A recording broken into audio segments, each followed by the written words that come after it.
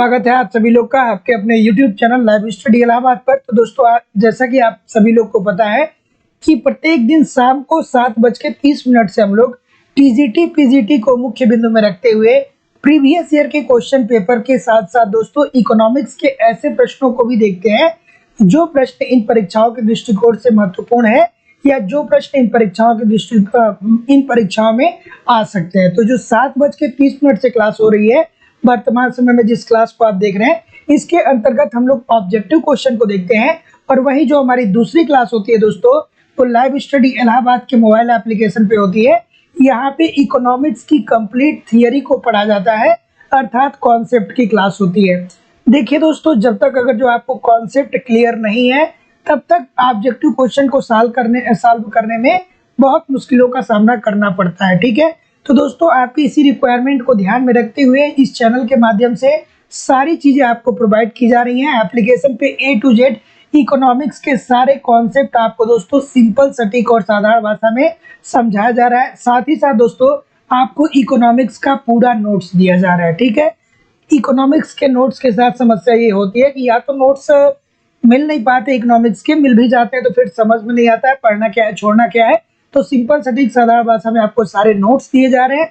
साथ ही साथ दोस्तों यहाँ पे जैसा कि आपके एग्जाम में जिस प्रकार से पेपर होता है उसी तरीके से आपका यहाँ पे टेस्ट भी लिया जा रहा है। मतलब आपको बहुत सारे टेस्ट सीरीज भी यहाँ पे प्रोवाइड किए जा रहे हैं। और सबसे बड़ी बात है दोस्तों की वैलिडिटी ऑफ कोर्स जो है आपकी लाइफ टाइम है। इट मीन्स दोस्तों मैं विश्वास के साथ कह सकता हूँ कि अगर जो आप एप्लीकेशन पे मेरे सारे कंटेंट को फॉलो करते हैं, वीडियो लेक्चर देखते हैं, टेस्ट सीरीज ज्वाइन करते हैं, पीडीएफ को पढ़ते हैं, ठीक है, तो इससे अतिरिक्त आपको कहीं भी कुछ दोस्तों कहीं से भी कुछ पढ़ने की जरूरत नहीं होगी। साथ ही साथ अगर जो यूट्यूब पे भी आप हमारे साथ प्रैक्टिस करते रहेंगे 1 घंटे 30 मिनट दोस्तों एप्लीकेशन पे और 1 घंटे 30 मिनट यूट्यूब पे आप हमारे साथ अगर जो एक स्ट्रेटेजी के साथ लगे रहे तो सारी चीजें दोस्तों आपकी क्लियर हो जाएंगी। एडमिशन ओपन है, एडमिशन की जो फीस है वो केवल और केवल 2000 रुपया दोस्तों। तो 2000 रुपया आपको पेमेंट करना पड़ेगा इस नंबर पे 94 15 863 873 पे, गूगल पे, फोन पे या पेटीएम के माध्यम से आप पेमेंट करेंगे और इसका स्क्रीनशॉट आप इसी व्हाट्सएप नंबर पे सेंड करेंगे। और हाँ दोस्तों, अब एडमिशन जो है वो जल्दी ही क्लोज होने वाला है, तो जिन लोगों को भी एडमिशन लेना है यथाशीघ्र जल्दी एडमिशन ले लीजिए। ठीक है, साथ ही साथ दोस्तों इतिहास का भी कॉन्सेप्ट की क्लासेस प्रारंभ हो गई है। तो इतिहास के भी कॉन्सेप्ट की क्लास अगर जो लेना चाहते हैं तो नीचे दिए गए नंबर पे कॉल या व्हाट्सएप मैसेज कर सकते हैं। साथ ही साथ दोस्तों पीजीटी इकोनॉमिक्स का टेस्ट सीरीज स्टार्ट है। ठीक है, पीजीटी इकोनॉमिक्स का टेस्ट सीरीज स्टार्ट है। यहाँ पे आपको 10 टीजीटी पीजीटी दोनों का यहाँ पे 10 टेस्ट सीरीज आपको दिए जाएंगे, अर्थात 1250 क्वेश्चन का महत्वपूर्ण संग्रह भी दिया जाएगा। और जो अटेम्प्ट की लिमिट होगी वो अनलिमिटेड होगी, मतलब आप बार बार टेस्ट को अटेम्प्ट कर सकते हैं। और इसमें एडमिशन लेने के लिए मात्र 300 रुपये आपको दोस्तों पेमेंट करना पड़ेगा और इसका पीडीएफ भी आपको प्रोवाइड किया जाएगा। ठीक है, तो इसको भी दोस्तों परचेज करने के लिए आपको नीचे दिए गए नंबर पे 300 रुपये पेमेंट करने पड़ेंगे और इसका स्क्रीनशॉट इसी व्हाट्सएप नंबर पे सेंड करना पड़ेगा। चलिए अब हम लोग अपने सेशन की तरफ मूव करते हैं। पहला प्रश्न आप लोग के सामने ये रहा कि करारोपण में प्रसारण सिद्धांत किसके द्वारा दिया गया। चलिए बताइए। बिल्कुल ठीक है, गुड इवनिंग एवरीबॉडी।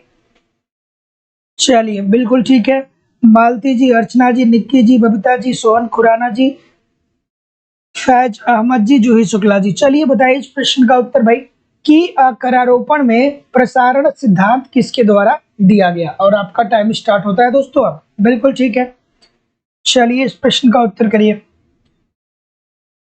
क्या उत्तर होगा भाई? तो ऑप्शन नंबर क्या होगा? तो जैसा कि मैं देख पा रहा हूं कि बी के तरफ कुछ लोग जा रहे हैं, बी के तरफ बहुत सारे लोग जा रहे हैं। क्यों बी के तरफ जा रहे हैं भाई? बी के तरफ जा रहे हैं तो ठीक नहीं जा रहे हैं। आपको कहाँ जाना था? आपको डी के तरफ जाना था। ठीक है, तो अब जो दोस्तों यहाँ पे जितने लोग भी डी बोल रहे हैं, मैन्सफील्ड तथा कनार्ड के द्वारा, सभी लोग का उत्तर यहाँ दोस्तों बिल्कुल ठीक हो जाएगा। बहुत कम लोग ऐसे हैं जो इस प्रश्न का उत्तर ठीक कर पा रहे हैं। तो मैन्सफील्ड एवं कनार्ड ने कहा था, एक लाइन में समझ जाइएगा कि उन्होंने अपने प्रसारण सिद्धांत में क्या कहा था। तो सबसे पहले ये जानिए कि करारोपण का प्रसारण सिद्धांत किसने दिया था? तो मैन्सफील्ड तथा कनार्ड ने दिया था। क्या इन्होंने कहा था? इन्होंने ये कहा था कि अगर जो कोई राज्य नया टैक्स लागू करता है तो ये जो टैक्स होते हैं ना वो आम जनता पे स्वतः ही प्रसारित हो जाते हैं। ठीक है, उसको प्रसारित करने के लिए बहुत कोई एफर्ट नहीं करना पड़ता है। तो मैन्सफील्ड और कनार्ड ने करारोपण के प्रसारण सिद्धांत में ये कहा है कि अगर जो कोई राज्य है जो नए टैक्स को इम्पोज करता है, नए टैक्स लगाता है, तो ये टैक्स क्या होता है, स्वतः ही प्रसारित होता है समाज के अलग अलग वर्गों में। ठीक है, तो ऑप्शन नंबर डी बिल्कुल ठीक है। अगला, करारोपण के ऊर्ध्व समता का अर्थ क्या है, बताइए। करारोपण में ऊर्ध्व समता का क्या अर्थ होता है?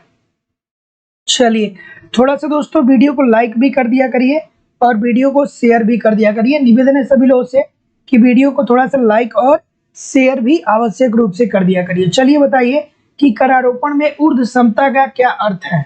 बिल्कुल ठीक है, ऊर्ध्व समता का क्या अर्थ है भाई? क्या उत्तर होगा? ऑप्शन नंबर, जैसा कि मैं अगेन देख रहा हूं, क्या उत्तर आ रहा है? बी के तरफ कुछ लोग जा रहे हैं, और कोई? बिल्कुल ठीक है। तो जितने लोग भी बी की तरफ जा रहे हैं सभी लोग का उत्तर बिल्कुल ठीक है कि करारोपण में ऊर्ध्व समता का अर्थ ये होता है कि अलग अलग आय समूह के लोगों पर अलग अलग आप कर लगाइए। ठीक है, तो ऑप्शन नंबर बी बिल्कुल ठीक हो जाएगा। तो याद रखिएगा कि करारोपण के ऊर्ध्व समता का अर्थ ये होता है कि अलग अलग आय समूह के लोगों पर अलग अलग प्रकार से टैक्स लगाने चाहिए। तो बी बिल्कुल ठीक है। अगला प्रश्न, एक कर प्रत्यक्ष कर कहलाता है यदि, अब बताइए प्रत्यक्ष कर कब कहलाएगा? ठीक है, यदि कोई कर है वो प्रत्यक्ष कब कहलाएगा? तो छोटी सी बात है, बच्चों वाली बात है, लेकिन थोड़ा सा बताइए, इस प्रश्न का उत्तर करिए। ठीक है, क्या उत्तर होगा भाई?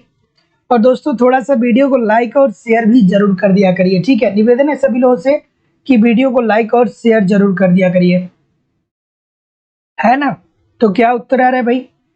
ऑप्शन नंबर, जैसा कि मैं देख पा रहा हूँ कि ए की तरफ मैक्सिमम लोग जा रहे हैं, ए की तरफ जितने लोग भी जा रहे हैं बहुत अच्छा जा रहे हैं। ठीक है, कि अगर जो प्रभाव एवं करापात एक ही व्यक्ति पे पड़े, ठीक है, इट मीन्स कि प्रत्यक्ष कर वह कर होता है कि जिसके ऊपर लगाया जाए वही क्या करे, इस उसका वहन करे। तो यही दोस्तों प्रत्यक्ष कर कहलाता है। तो जितने लोग भी ए बोल रहे हैं सभी लोग का उत्तर ठीक है। अगला प्रश्न, अप्रत्यक्ष करों को प्रतिगामी क्यों कहा जाता है? चलिए बताइए कि अप्रत्यक्ष जो कर होते हैं उनको प्रतिगामी कर क्यों कहा जाता है? बढ़िया प्रश्न है, बताइए। ठीक है, चलिए अप्रत्यक्ष करों को प्रतिगामी क्यों कहा जाता है? ठीक है, क्या उत्तर होगा भाई? तो जैसा कि मैं देख पा रहा हूं कि आपका उत्तर आना स्टार्ट हो चुका है। क्या उत्तर आ रहा है? बिल्कुल ठीक है, ऑप्शन नंबर सी। कुछ लोग डी बता रहे हैं। तो दोस्तों जितने लोग भी डी बता रहे हैं ना, बहुत अच्छा बता रहे हैं कि ये सभी आय समूह के लिए समान दर पर भारित किए जाते हैं दोस्तों। तो बिल्कुल ठीक है। तो जितने लोग भी क्या बोल रहे हैं, डी बोल रहे हैं, सभी लोग का उत्तर यहाँ पे बिल्कुल ठीक हो जाएगा कि अप्रत्यक्ष कर को प्रतिगामी क्यों कहा जाता है? तो इसलिए कहा जाता है कि जो अप्रत्यक्ष कर होता है वो समाज के सभी लोग पर समान रूप से लगाया जाता है। जैसे मान लीजिए कि आपने क्या खरीदा, 5 रुपए का आपने एक बिस्किट खरीदा, ठीक है, और आप क्या है, बहुत ज्यादा अमीर हैं, ठीक है, आपकी आय 1 लाख रुपए पर मंथ है। तो ठीक है, और वहीं दूसरी तरफ क्या हुआ कि एक गरीब है जो दिन का लगभग 100 रुपए कमा रहा है या वो भी नहीं कमा रहा है, ठीक है, तो महीने का लगभग वो 3,000 रुपए कमा रहा है। तो 5 रुपए में जो टैक्स दे रहा है, इसका जो है, इसकी जो आय है वो 1 लाख है और इसकी जो आय है वो 3,000 है। फिर भी क्या हो रहा है दोस्तों कि दोनों टैक्स क्या दे रहे हैं, बराबर दे रहे हैं। यहाँ पे 0 पॉइंट आप मान के चलिए कि 10, अगर जो इतना पैसा टैक्स लगता है तो दोनों क्या कर रहे हैं, बराबर टैक्स दे रहे हैं। तो अमीर के ऊपर तो इसका कोई बहुत प्रभाव नहीं पड़ेगा, लेकिन गरीब के ऊपर दोस्तों पड़ेगा। अगला प्रश्न कि ये बताइए कि सामान्यतः आय किस सिद्धांत पर आधारित होता है? चलिए, सामान्यतः आयकर जो होता है वो किस सिद्धांत पे आधारित होता है, बेसिकली आपको बताना है। दोस्तों थोड़ा सा वीडियो को लाइक और शेयर, निवेदन है सभी लोगों से कि वीडियो को लाइक और शेयर जरूर कर दिया करिए। ठीक है, सभी लोगों से निवेदन है, इतने सारे लोग क्लास को देख रहे हैं तो वीडियो को लाइक और शेयर जरूर कर दिया करिए। तो बताइए इस प्रश्न का उत्तर। बिल्कुल ठीक है, ठीक है, क्या उत्तर होगा? तो ऑप्शन नंबर बी के तरफ मैक्सिमम लोग जा रहे हैं, तो भाई बिल्कुल ठीक जा रहे हैं। ये होता है कर देय क्षमता का सिद्धांत। और कर देय क्षमता सिद्धांत क्या कहता है कि भैया जिसके पास जितना आय है वो उसी आय के अनुसार टैक्स दे। अगर जो गरीब है तो वो कम टैक्स देगा, जो अमीर है वो ज्यादा टैक्स देगा। ठीक है, तो कर देय क्षमता के आधार पे कि आपकी क्षमता कितनी है कि आप टैक्स दे सकते हैं। ठीक है, जैसे आप मान लीजिए कि अभी आपके पास रोजगार नहीं है तो आपसे प्रत्यक्ष कर तो लिए नहीं जाते हैं, मतलब एक तरीके से कहिए कि उतने कर नहीं लिए जाते हैं कंपेयर टू उन लोगों के जो लोग नौकरी किए जा रहे हैं। ठीक है, तो जितने लोग भी बी बोल रहे हैं सभी लोग का उत्तर बिल्कुल ठीक हो जाएगा। जब आपकी भी नौकरी लग जाएगी तो आपकी सैलरी में से डायरेक्ट आपका टैक्स कट जाएगा, है ना। चलिए बताइए इस प्रश्न का उत्तर कि क्या उत्तर होगा भाई? वे वस्तुएं जो उपभोग में संबंधित नहीं है, मतलब जिनका उपभोग नहीं होता है, उनकी दक्षता के लिए यह अपेक्षित होता है कि कर दरें मांग की लोच के प्रतिलोम अनुपात में हो। यह परिभाषा कौन सा है? चलिए भैया क्या उत्तर होगा इस प्रश्न का उत्तर करिए। बिल्कुल ठीक है, तो ऑप्शन नंबर क्या होगा भाई? ऑप्शन नंबर रैमसे नियम की तरफ सभी लोग जा रहे हैं। तो जितने लोग भी रैमसे नियम की बात कर रहे हैं एब्सोल्युटली आप ठीक कर रहे हैं भैया, कि वे वस्तुएं जो उपभोग से संबंधित नहीं, मतलब जिनका आप उपभोग नहीं करते हैं, इनकी दक्षता के लिए यह अपेक्षित होता है कि कर दरें मांग की लोच के प्रतिलोम अनुपात में हो। तो ये परिभाषा दोस्तों रैमसे नियम अगर जो आपने पढ़ा होगा तो आप बहुत अच्छे से जानते होंगे। Option number D according to the question this is the right answer हो जाएगा। अगला प्रश्न ये रहा कि अग्र स्थानांतरित कर का प्रभाव क्या होता है? चलिए बढ़िया सा प्रश्न है, अग्र स्थानांतरित। ठीक है, चलिए बहुत अच्छा सा कॉन्सेप्ट है दोस्तों, ये बहुत प्यारा सा कॉन्सेप्ट है यहाँ से। चलिए बताइए इस प्रश्न का उत्तर कि अग्र स्थानांतरित कर का प्रभाव क्या होता है। ठीक है, तो जैसा कि मैं देख पा रहा हूं कि आपका उत्तर आना स्टार्ट हो चुका है। ठीक है, बिल्कुल ठीक है। देखिए अगर जो किसी वस्तु पे कर लगता है, तो आसान भाषा में समझिए, अगर जो किसी वस्तु पे कर लगाया जाता है, जैसे मान लीजिए कि कोई एक फर्म है, वो कोई एक वस्तु खरीद रही है उत्पादन करने के लिए, तो उस वस्तु को खरीदने में उसे क्या होगा, कुछ ना कुछ भाग टैक्स के रूप में भी देना पड़ेगा। तो जब टैक्स के भाग में देना पड़ेगा तो वो जो फर्म है वो क्या करेगी, मतलब जो साहसी उस फर्म का है वो क्या करेगा कि इस टैक्स को या तो वो इंक्लूड कर देगा तब जब उसका प्रोडक्ट तैयार हो जाएगा और मार्केट में आएगा, तब इसका असर किस पे पड़ेगा, जो खरीदेगा उस पे पड़ेगा, या वो पश्चगामी में कर देगा, अर्थात जहां से वो कच्चे माल खरीदता है ना उनके उनके ऊपर ये टैक्स डाल देगा। तो ये आगे भी डाल सकता है और ये पीछे भी डाल सकता है। ठीक है, तो यहाँ पे अग्र स्थानांतरित कर का प्रभाव बोल रहा है दोस्तों। ठीक है, तो जितने लोग भी क्या बोल रहे हैं, डी बोल रहे हैं कि जो विक्रेता होते हैं की अपेक्षा क्रेताओं पे अधिक होता है, क्योंकि ये जो विक्रेता होते हैं ना ये क्या करते हैं कि क्रेताओं के ऊपर डाल देते हैं इस टैक्स को। तो जैसे कि मान लीजिए कि आप लोग देखते हैं ना कि कमला पसंद हो गया, विमल हो गया, इस प्रकार के गुटके मार्केट में आ चुके हैं। ठीक है, और इनकी जो प्राइस है वो लगभग 5 रुपए से लेकर के 10 रुपए तक है। इनका प्रचार कौन करता है, इनके प्रचार बड़े बड़े सुपरस्टार करते हैं। तो ये कंपनियां इन इन सुपरस्टारों को पैसा अपने जेब से नहीं देती है, वो जो उनकी प्रोडक्ट की उत्पादन लागत होती है ना उसी में 1-1.5 रुपया वो बढ़ा देंगे, 1-1.5 रुपया बढ़ा देंगे तो भैया उनका 1 करोड़ रुपया बन गया। तो उनको पैसा जो देना है जो जिससे विज्ञापन वो करा रही है, तो उनको जो पैसा ये दे रहे हैं बड़े मात्रा में उनका भी पैसा ये क्रेता से ही ले लेते हैं, मतलब जो गुटखा खाता है उसी से ले लेते हैं। ये ऐसा नहीं है कि अपने जेब से ले जाके उनको देते हैं कि भैया आप हमारा प्रचार करिए। ठीक है, अगर जो उनकी उत्पादन लागत अगर जो वो मार्केट में उसे 9 रुपये में बेचना चाहते हैं लेकिन विज्ञापन कराना है तो उसी को 10 रुपये में कर देंगे, 10 रुपये में कर देंगे, 1 रुपये का जो अतिरेक है वो अभिनेता को दे देंगे, कहेंगे कि चलिए भाई करिए प्रचार मेरा। अगला प्रश्न आपके सामने ये रहा कि अभिकथन दिया गया है और तर्क दिया गया है। अभिकथन में दिया गया है कि प्रगतिशील कराधान का सिद्धांत सामान्यतः स्वीकार्य राजनीति है, और तर्क दिया गया है कि प्रगतिशील कराधान आय और संपत्ति के वितरण को प्रभावित नहीं करता है। चलिए बताइए। बिल्कुल ठीक है, इस प्रश्न का उत्तर करिए। मजेदार सा प्रश्न है। बिल्कुल ठीक है, क्या उत्तर होगा? चलिए अरब यादव जी, वेलकम, आपका स्वागत है हम लोग के ग्रुप में। चलिए इस प्रश्न का उत्तर करिए। चलिए क्या उत्तर होगा?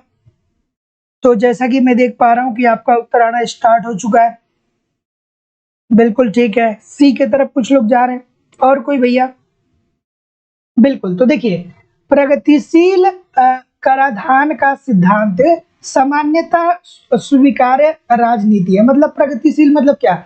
अगर जो आपकी आय बढ़ रही है तो आप टैक्स भी ज्यादा देंगे, यही तो प्रगतिशील करारोपण होता है। तो ये बात तो बिल्कुल ठीक है, ये तो हमारे देश में सभी लोग स्वीकार करते हैं, अन्य देशों में भी स्वीकार करते हैं कि आपकी आय बढ़ेगी तो आप टैक्स भी देंगे, देयर इज नो डाउट। ठीक है, अगला है कि प्रगतिशील कराधान आय और संपत्ति के वितरण को प्रभावित नहीं करेगा। क्यों नहीं प्रभावित करेगा भैया? बहुत प्रभावित करता है। जहाँ पे हमको अगर जो हम 100 रुपया टैक्स दे रहे हैं, टैक्स के रूप में 100 रुपया दे रहे हैं, तो जाहिर सी बात है कि हमारे उपभोग में 100 रुपये की कमी ही तो आएगी ना, या बचत में 100 रुपये की कमी आ जाएगी। तो ये तो बात ये ठीक है, किंतु आर जो हो जाएगा वो गलत हो जाएगा। अगला प्रश्न, बजट के प्रांचलों जिसमें सार्वजनिक व्यय सम्मिलित है के स्थिर रहने पर कर के रोपण करने पर यदि आय के वितरण की संरचना में परिवर्तन होता है तो ऐसे कर के करापात को कहा जाएगा। क्या कहा जाएगा भाई? चलिए बढ़िया प्रश्न है, इस प्रश्न का उत्तर करिए। बिल्कुल ठीक है, थोड़ा सा ध्यान से पढ़िएगा, आराम से इस प्रश्न का उत्तर करिएगा। बिल्कुल, क्या उत्तर होगा? तो बजट के प्रांचलों जिसमें सार्वजनिक व्यय को क्या किया जाता है? सम्मिलित किया जाता है। अगर जो इसके स्थिर रहने पर कर के रोपण, ठीक है, कर के रोपण करने पर यदि आय के वितरण की संरचना में परिवर्तन होता है तो इस ऐसे कर को क्या बोलेंगे दोस्तों? ऐसे कर को विशिष्ट कर करापात बोला जाता है। तो जितने लोग भी डी बोल रहे हैं, आई थिंक सभी लोग डी ही बोल रहे हैं, ठीक बोल रहे हैं। अगला प्रश्न आपके सामने ये रहा कि टोबिन कर निम्न में से किस पे लगाया जाने वाला कर होता है? चलिए टोबिन टैक्स आ गया। अब ये प्रश्न तो आपको पता होगा टोबिन टैक्स के बारे में, ठीक है। किसने दिया था टोबिन कर की बात? किसने की थी? जेम्स टोबिन ने किया था। कब किया था? 1978 में किया था, है ना। चलिए बताइए इस प्रश्न का उत्तर। बिल्कुल ठीक है, तो दोस्तों जो टोबिन कर लगाया जाता है ये विदेशी मुद्रा बाजार के सौदे पे लगाया जाता है। तो जितने लोग भी डी बोल रहे हैं विदेशी मुद्रा बाजार के सौदे पर, सभी लोग का उत्तर है दोस्तों बिल्कुल ठीक हो जाएगा। अगला प्रश्न आपके सामने ये रहा कि कर को उत्प्लावक कहा जाता है यदि कर का राजस्व अनुपात हो। बढ़िया प्रश्न है, बताइए कर को उत्प्लावक कब कहा जाएगा भाई? बिल्कुल ठीक है, कर को उत्प्लावक कब कहा जाएगा? तो जैसा कि मैं देख पा रहा हूं, क्या उत्तर है भाई? ऑप्शन नंबर ए की तरफ कुछ लोग मूव कर रहे हैं। तो जितने लोग भी ए की तरफ मूव कर रहे हैं सभी लोग का उत्तर यहाँ पे बिल्कुल ठीक हो जाएगा कि कर को उत्प्लावक कहा जाता है यदि कर राजस्व अनुपात उत्पादन में परिवर्तनों के प्रति क्या हो? अधिक संवेदनशील हो। तो जितने लोग भी यहाँ पे ए की बात कर रहे हैं दोस्तों, सभी लोग का उत्तर यहाँ पे बिल्कुल ठीक हो जाएगा। इसका मतलब क्या होगा? छोटी सी बात है कि कर राजस्व राष्ट्रीय आय में वृद्धि की तुलना के अनुपातिक रूप में अधिक रूप से बढ़ता है। तो ऑप्शन नंबर ए बिल्कुल सही है। अगला प्रश्न, निम्नलिखित में से कौन भारत में विदेशी मुद्रा रिजर्व का हिस्सा नहीं है? भारत में विदेशी मुद्रा रिजर्व का हिस्सा इसमें से कौन सा नहीं है? चलिए ठीक है, क्या उत्तर होगा भाई? अब एक कॉमन सेंस आपको दिमाग में लगाना चाहिए कि भाई ये मुद्रा को रिजर्व हम किस किस चीज में रख सकते हैं, ठीक है।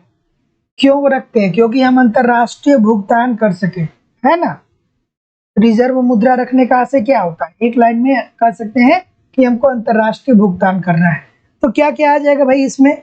तो जैसा कि मैं देख पा रहा हूँ कि डी की तरफ मैक्सिमम लोग जा रहे हैं, तो जितने लोग भी डी की तरफ मूव कर रहे हैं सभी लोग का उत्तर बिल्कुल ठीक है कि बैंकों और कारपोरेट निकाय द्वारा धारित विदेशी मुद्रा एवं प्रतिभूतियों को दोस्तों मुद्रा रिजर्व का हिस्सा नहीं मानते हैं। तो option number D according to the question this is the right answer यहाँ पे हो जाएगा। अगले प्रश्न की तरफ मूव करेंगे कि M1 में निम्नलिखित में से कौन सा शामिल होता है। M1, M2, M3, M4 मुद्रा के माप है, मतलब मुद्रा की माप, या आप कह सकते हैं कि RBI ने अर्थात हमारे देश के केंद्रीय बैंक ने जो अर्थव्यवस्था में मुद्रा को छोड़ा है उसी मुद्रा को वो M1, M2, M3 और M4 में कोडित किया गया है। जैसे आपका एक नाम है वैसे ही मुद्रा को वो क्या किया है कि अलग अलग भागों में विभाजित करके उसको कोडित किया गया है, कोडित किया है। ठीक है, M1, M2, M3 और M4 किसका, इससे किसका संबंध है, रेड्डी समिति ने दिया था ना इसको।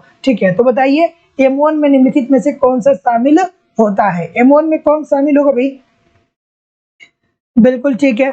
तो जैसा कि मैं देख पा रहा हूँ कि आप लोग क्या बोल रहे हैं, बी बोल रहे हैं, बिल्कुल ठीक है। ये बच्चों वाला प्रश्न है भाई कि M1 में क्या होता है, चलन में जो मुद्रा होता है उसको शामिल करते हैं। चलन में मुद्रा अर्थात जो रुपए होते हैं, जो नोटे, जो सिक्के होता है, जो नोट होता है, तो M1 में चलन मुद्रा को शामिल कर देते हैं। फिर बैंकों के पास जो लोगों की जमाएं होती हैं उनको शामिल कर देते हैं और RBI की अन्य जमाओं को शामिल कर देते हैं। ठीक है, तो ऑप्शन नंबर बी जितने लोग भी बोल रहे हैं मांग जमा को, सभी लोग का उत्तर यहाँ पे बिल्कुल ठीक हो जाएगा। अगला प्रश्न ये रहा कि मुद्रावादियों के अनुसार मुद्रा फलन के लिए मांग कैसा होता है। बहुत अच्छा सा प्रश्न है ये, प्रश्न एक बार नहीं बहुत बार पूछा जा चुका है दोस्तों। चलिए बताइए इस प्रश्न का उत्तर कि मुद्रावादियों के अनुसार मुद्रा फलन के लिए मांग होता है।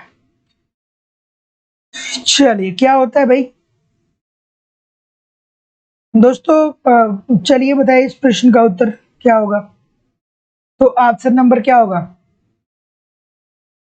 मुद्रावादी क्या कहते भाई, ये मुद्रा फलन की बात, मुद्रा फलन के लिए मांग की बात कर रहा है। इस बात को ध्यान से समझिएगा। तो ठीक है, बताइए इस प्रश्न का उत्तर। तो जितने लोग भी क्या बोल रहे हैं, ये बोल रहे हैं एब्सोल्युटली आप ठीक बोल रहे हैं कि मुद्रावादियों ने होना चाहिए यहाँ पे के अनुसार मुद्रा फलन के लिए मांग जो होती है वो स्थिर होता है तथा ये इसका जो ब्याज होता है वो लोचहीन होता है। ठीक है, अर्थात बेलोचदार होता है। ठीक है, तो जितने लोग भी ए बोल रहे हैं एब्सोल्युटली आप ठीक बोल रहे हैं। अगला प्रश्न आपके सामने ये रहा कि निकट मुद्रा की सही परिभाषा क्या है। निकट मुद्रा की सही परिभाषा क्या है, बेसिकली आपको बताना है। चलिए बताइए निकट मुद्रा की सही परिभाषा क्या है। और दोस्तों थोड़ा सा वीडियो को एक बार लाइक और शेयर भी कर दिया करिए। और आज का सेशन ऐसा हो सकता है कि शुरुआती के कुछ क्वेश्चन आपको थोड़े से टफ लगे, तो परेशान मत होइएगा, है ना। हम लोगों को इजी, मॉडरेट और टफ सारे प्रश्नों को लेकर के चलना है। और आज का जो सेशन है ये थोड़ा सा मॉडरेट लेवल का है, टफ मैं नहीं कह सकता हूँ, मॉडरेट लेवल का है। ठीक है, चलिए बताइए इस प्रश्न का उत्तर भैया क्या उत्तर होगा। ठीक है, तो ऑप्शन नंबर क्या होगा भाई, ऑप्शन नंबर डी की तरफ मैक्सिमम लोग जा रहे हैं। और देखिए एक दूसरे के उत्तर को देख के मत किया करिए, जो आपको समझ में आ रहा है उसी को किया करिए। ठीक है, ना कि देखिए कि ऊपर से अगर जो 4 लोग एक प्रश्न का उत्तर कर दिए हैं तो हम भी उसी प्रश्न का उत्तर कर दें। ठीक है, तो जितने लोग भी क्या बोल रहे हैं, डी बोल रहे हैं कि परिसंपत्ति जो मूल्य संचय का कार्य पूरा करता है तथा जिसे अल्प सूचना पर विनिमय के साधन के रूप में रूपांतरित किया जा सकता है। तो जितने लोग भी क्या बोल रहे हैं, डी बोल रहे हैं, सभी लोग का उत्तर यहाँ पे बिल्कुल ठीक हो जाएगा। अगला प्रश्न ये रहा कि निम्नलिखित में से किसे आमतौर पर मुद्रा आपूर्ति का सकल मौद्रिक माप कहा जाता है। मुद्रा आपूर्ति का सकल मौद्रिक माप किसे कहा जाता है, बेसिकली आपको बताना है। और देखिए दोस्तों मैं आप लोग को बता रहा हूँ कि इकोनॉमिक्स इतना इजी भी नहीं है और इतना कठिन भी नहीं है। और एक बात आप लोग समझ लीजिए, बहुत सारे स्टूडेंट इस बात को गलत कर रहे हैं। अब आपके पास उतना समय नहीं है ना कि आप मोटी मोटी 10 किताब पढ़ लेंगे। ठीक है, तो स्मार्टली पढ़ने का प्रयास करिए। अगर जो आप कहीं से कुछ पढ़ रहे हैं तो उसको ये देखिए कि वहां से ऑब्जेक्टिव क्वेश्चन कैसे बन रहे हैं। जैसे कि एक लोगों के बारे में मैंने देखा, वो पढ़ रहे थे तो वो हाई स्कूल या इंटर के किताबों को उन्होंने रखा था और कहा था कि सर इतने में हो जाएगा। अरे भाई उसमें आपका 9 यूनिट थोड़ी मिलेगा, आपके 9 यूनिट हैं इकोनॉमिक्स में, 9 से 10 यूनिट इकोनॉमिक्स में, और अगर जो किसी एक यूनिट को आप छोड़ देंगे ना तो आपका सिलेक्शन नहीं होगा, ये बिल्कुल तय है। तो अगर जो केवल आप माइक्रो इकोनॉमिक्स पढ़ के संतुष्ट हो जाएं, केवल आप विदेशी विनिमय को पढ़ के संतुष्ट हो जाएं, भारतीय अर्थव्यवस्था को पढ़ के संतुष्ट हो जाएं और आप सोचें कि भाई हमारा सिलेक्शन हो जाएगा, तो ऐसा कतई संभव नहीं है। ठीक है, तो बहुत सारे लोग इसलिए भी पिछड़ जाते हैं ना कि जो कंटेंट है वो ठीक नहीं पढ़ते हैं। पढ़ते तो हैं, मेहनत तो करते हैं, लेकिन कंटेंट ही ठीक नहीं पढ़ रहे हैं। भाई कंटेंट अच्छा पढ़ना बहुत जरूरी होता है। ठीक है, तो इस बात को ध्यान में रखिए। बहुत सारे लोग विचलित होकर के कभी इधर की कभी इधर कभी उधर, ठीक है, एक एक स्ट्रेटेजी के तहत वो तैयारी नहीं कर रहे, और एक स्ट्रेटेजी के तहत आप तैयारी नहीं कर रहे तो आप आज ही सिलेक्शन से बाहर हैं। ये थोड़ा सा कड़वा भले से लगेगा, लेकिन सही यही है। ठीक है, चलिए बताइए, इस प्रश्न का उत्तर करिए कि निम्नलिखित में से किसे आमतौर पर मुद्रा आपूर्ति का सकल मौद्रिक माप कहा जाता है। तो जैसा कि मैं देख पा रहा हूँ कि आपका उत्तर डी आ रहा है। M3 को ना, M3 को ही तो दोस्तों विस्तृत मुद्रा बोलते हैं। तो जितने लोग भी क्या बोल रहे हैं, डी बोल रहे हैं, सभी लोग का उत्तर यहाँ पे बिल्कुल ठीक हो जाएगा। इसे ही विस्तृत मुद्रा या व्यापक मुद्रा बोलते हैं। तो निम्नलिखित में से किसे आमतौर पे मुद्रा आपूर्ति का सकल मौद्रिक माप कहा जाता है, तो M3 को कहा जाता है। ठीक है, M1 को संकीर्ण मुद्रा और M0 को आरक्षित मुद्रा कहा जाता है। चलिए अगला प्रश्न आपके सामने ये रहा कि ये बताइए कि निम्नलिखित में से कौन यह मानता है कि मुद्रा का वेग स्थिर रहता है। ठीक है, मुद्रा की वेग को स्थिर किसने माना, बताइए, इस प्रश्न का उत्तर करिए। चलिए, और दोस्तों थोड़ा सा वीडियो को लाइक और शेयर भी कर दिया करिए। निवेदन है सभी लोगों से कि निम्नलिखित में से कौन यह मानता है कि मुद्रा का वेग जो है वो स्थिर है। मुद्रा की वेग को स्थिर कौन माना भैया, तो ऑप्शन नंबर डी होगा क्या। अगर जो डी कर रहे हैं तो बहुत अच्छा कर रहे हैं भैया।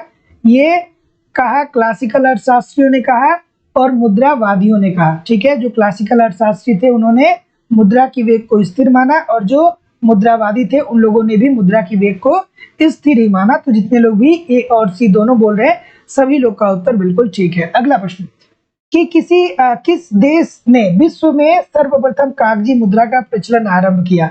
और देखिए दोस्तों, एक बात मैं बता रहा हूँ, जो लोग भी एप्लीकेशन पे कॉन्सेप्ट की क्लास ज्वाइन किए हैं और हमको आप यहाँ पे देख रहे हैं, आप विश्वास मानिए जितनी भी चीजें आपको वहां पे दी जा रही हैं, इत्मीनान से एक बार दो बार उसको पढ़ते रहिए। जितने भी नोट्स दिए जा रहे हैं सारे नोट्स को रिवाइज करते जाइए। जो भी टेस्ट सीरीज दिए जा रहे हैं अनलिमिटेड अटेम्प्ट है। पहली बार देखिए, पहली बार दीजिए, देखिए कितना सही हुआ, फिर दूसरी बार सुधार करके दीजिए, तीसरी बार, चौथी बार, उसको लगातार अटेम्प्ट करते रहिए, क्योंकि बहुत सारे क्वेश्चन मैंने वहां पे दिया है। और साथ ही साथ दोस्तों आप YouTube पे हमारे साथ प्रैक्टिस करते रहिए। जब आपका एग्जाम करीब आएगा तो मैं आपको पूरा करेंट भी करवा दूंगा। तो आप कहीं इधर उधर बिल्कुल भटकिए मत, बिल्कुल भटकिए ना दोस्तों, बिल्कुल इधर उधर आप मत भटकिए। ये मत सोचिए कि ये बुक पढ़ने, वो बुक पढ़ने, ऐसे कर ले वैसे कर ले। बहुत संतुलित समय है, संतुलित रूप में दोस्तों सारी चीजों को पढ़िए। ठीक है, तभी जाके दोस्तों कुछ सही होने वाला है। अदरवाइज दोस्तों सिलेक्शन पाने वाला एक पतला सा बुक पढ़ के जिसमें 8-10 यूनिट होता है वो पा जाता है, और बहुत सारे लोग 50 बुक रखे रहते हैं और उनका सिलेक्शन नहीं होता है। ठीक है, तो आप ईमानदारी से एप्लीकेशन पे पढ़िए, यूट्यूब पे पढ़िए, सारी चीजें दोस्तों आपको यहाँ पे कवर हो जाएगी। और जो लोग भी दोस्तों एडमिशन नहीं लिए हैं वो आप लोग आवश्यक रूप से जल्दी एडमिशन ले लीजिए, क्योंकि एडमिशन भी क्लोज होने वाला है। तो यहाँ पे एप्लीकेशन पे पूरे आपको नोट्स दिए जाएंगे, सारे कॉन्सेप्ट पढ़ाए जा रहे हैं, आपको पूरा टेस्ट सीरीज दिया जा रहा है। Validity of course life time है, एडमिशन ओपन है।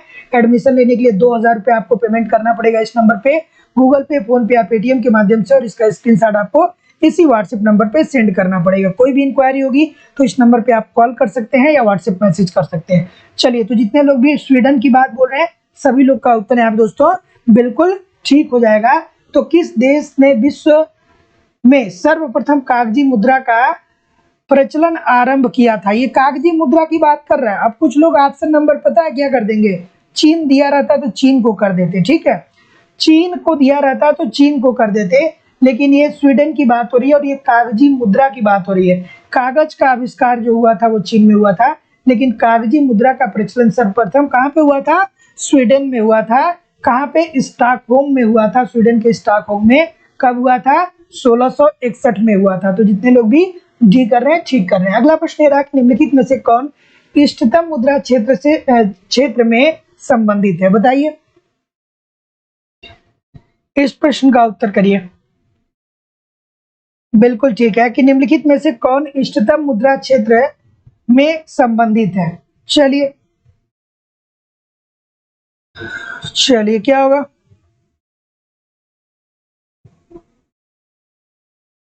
बिल्कुल ठीक है, ऑप्शन नंबर।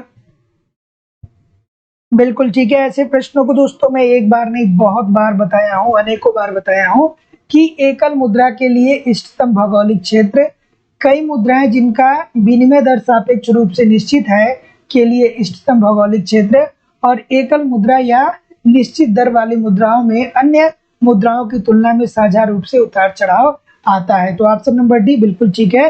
तो दोस्तों ऐसे प्रश्नों का अगर जो आपको कॉन्सेप्ट नहीं पता है तो आप नहीं कर पाएंगे, ठीक है। यहाँ रट लेंगे, एग्जाम में जाएंगे ऑप्शन चेंज कर देगा, गलत हो जाएगा, ठीक है।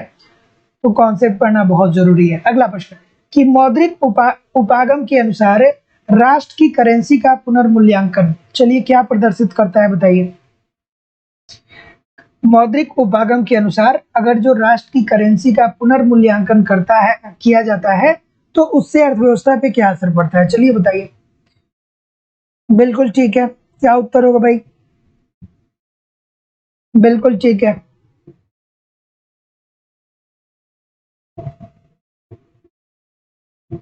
बिल्कुल ठीक है। तो ये इजी सा बात है भाई। अगर जो क्या होगा, पुनर्मूल्यांकन होगा, तो ऐसी अवस्था में दोस्तों क्या होगी कि बड़ी मात्रा में जो मुद्रा होंगी वो क्या हो जाएंगी, अर्थव्यवस्था से बाहर हो जाएंगी। तो ऐसी स्थिति में मुद्रा के लिए राष्ट्र की मांग क्या हो जाएगी, कम करता है। तो option number C according to the question this is the right answer हो जाएगा। अगला प्रश्न ये रहा कि आईडीबीआई किसके स्वामित्व में कार्य कर रही है? बताइए, आईडीबीआई किसके स्वामित्व में कार्य कर रही है? बिल्कुल ठीक है, इजी सी बात है भाई, बहुत बच्चों वाली बात है। बताइए इस प्रश्न का उत्तर कि आईडीबीआई किसके स्वामित्व में कार्य कर रही है? तो जैसा कि मैं देख पा रहा हूँ, क्या उत्तर आ रहा है भाई? बिल्कुल ठीक है, शिवानी श्रीवास्तव जी, प्रभु कुमार जी, निक्की खान जी, सुनीता जी, मंजू रानी जी, आरिफा जी, ललिता जी, सुमन शर्मा जी, अदिति जी, दीक्षा जी। चलिए इस प्रश्न का उत्तर करिए। तो जैसा कि मैं देख पा रहा हूँ कि आपका उत्तर आ रहा है, स्टार्ट हो चुका है। मैक्सिमम लोग यही बोल रहे हैं, इंडियन गवर्नमेंट। तो दोस्तों आईडीबीआई का पूरा नाम क्या है? Industrial development bank of India. Industrial development bank of India, और हिंदी में आप कह सकते हैं भारतीय औद्योगिक विकास बैंक। और दोस्तों पहले ये क्या था कि ये 1976 से पहले इस इस पे जो दोस्तों अधिकार था वो केंद्रीय बैंक का था, अर्थात आरबीआई का था। लेकिन 1976 के बाद दोस्तों भारत सरकार के स्वामित्व में ये जो इंटरनेशनल इंडस्ट्रियल डेवलपमेंट बैंक है वो कार्य करता है। तो ऑप्शन नंबर ए बिल्कुल ठीक है। अगला प्रश्न कि नाबार्ड की स्थापना किस वर्ष में हुई? जो लोग पुराने हैं आप इस प्रश्न का उत्तर नहीं दीजिएगा, ठीक है। जो लोग भी पुराने हैं हमारे पास, ठीक है, वो लोग क्या करिएगा कि उत्तर मत दीजिएगा, क्योंकि ये आप लोग के लिए बहुत बच्चों वाला प्रश्न होगा। जो लोग नए हैं इस प्रश्न का उत्तर दीजिए कि नाबार्ड की स्थापना किस वर्ष हुई थी भैया? नाबार्ड की स्थापना किस वर्ष हुई थी बताइए। सभी लोग करेंगे ही करेंगे, मानेंगे क्यों? मान कैसे सकते हैं भाई, नहीं मानेंगे, ठीक है। तो ऑप्शन नंबर क्या हो जाएगा भाई? बी होगा। बिल्कुल ठीक है, 1982 में, ठीक है। कब हुआ था दोस्तों? 1982 में, 12 जुलाई 1982 में हुआ। और ये इसका दोस्तों इसका प्रमुख कार्य क्या है कि ये कृषि एवं ग्रामीण विकास हेतु वित्त मुहैया कराता है या उपलब्ध कराता है, ठीक है। अगला प्रश्न, प्रथम क्षेत्रीय ग्रामीण बैंक की स्थापना कब की गई? चलिए बताइए, प्रथम क्षेत्रीय ग्रामीण बैंक की स्थापना कब की गई? प्रथम क्षेत्रीय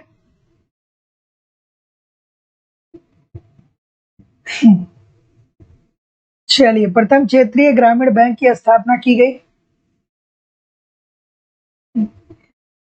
तो ऑप्शन नंबर क्या होगा भाई? बिल्कुल ठीक है। तो दोस्तों, प्रथम क्षेत्रीय ग्रामीण बैंक की स्थापना 2 अक्टूबर 1975 में किया गया था और यहाँ पे दोस्तों 5 क्षेत्रीय बैंकों की स्थापना की गई थी। क्यों स्थापना की गई दोस्तों?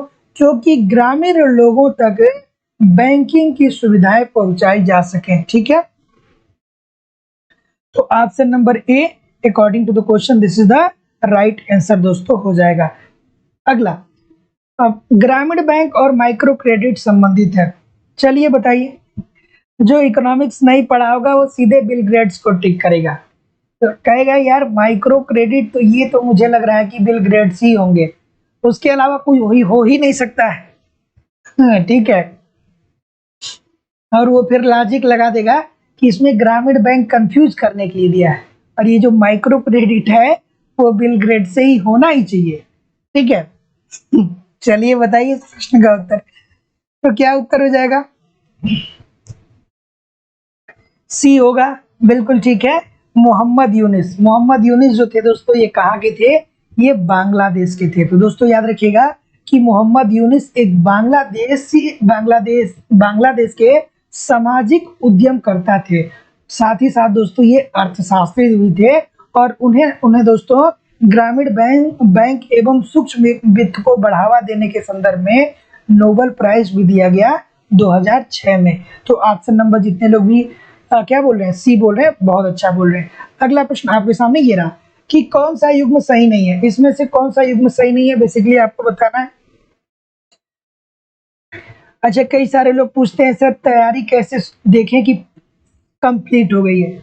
जब तक आप एग्जामिनेशन हॉल में बैठ नहीं जाते हैं और जब तक आप का पेपर ठीक नहीं हो जाता है तब तक आपकी तैयारी कंप्लीट नहीं होगी, कुछ ना कुछ छूटा ही रहता है।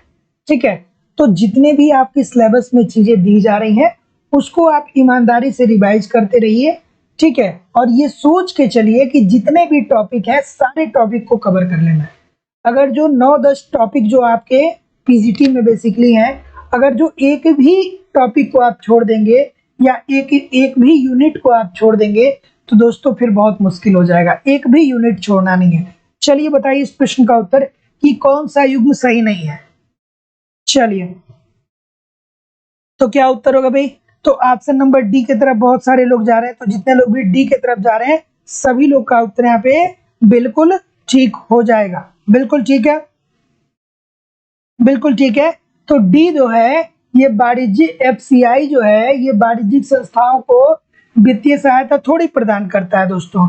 ये तो दोस्तों सार्वजनिक वितरण प्रणाली को खाद्यान्न उपलब्ध कराने का मुख्य कार्य करता है ना। तो ऑप्शन नंबर डी होगा ना। तो जितने लोग भी डी बोल रहे हैं सभी लोग का उत्तर बिल्कुल ठीक हो जाएगा। अगला प्रश्न, अग्रणी बैंक योजना को प्रारंभ किया गया था। क्यों किया गया था बताइए? अग्रणी बैंक योजना बहुत इंपॉर्टेंट है, बहुत बार यहाँ से प्रश्न बना है। चलिए बताइए इस प्रश्न का उत्तर। अग्रणी बैंक योजना को प्रारंभ किया गया था। कब प्रारंभ किया गया, क्यों प्रारंभ किया गया था भाई? चलिए, अच्छा सा प्रश्न है। ठीक है, अग्रणी बैंक योजना कभी कभी क्या कर देता है, लीड बैंक योजना पूछ देता है।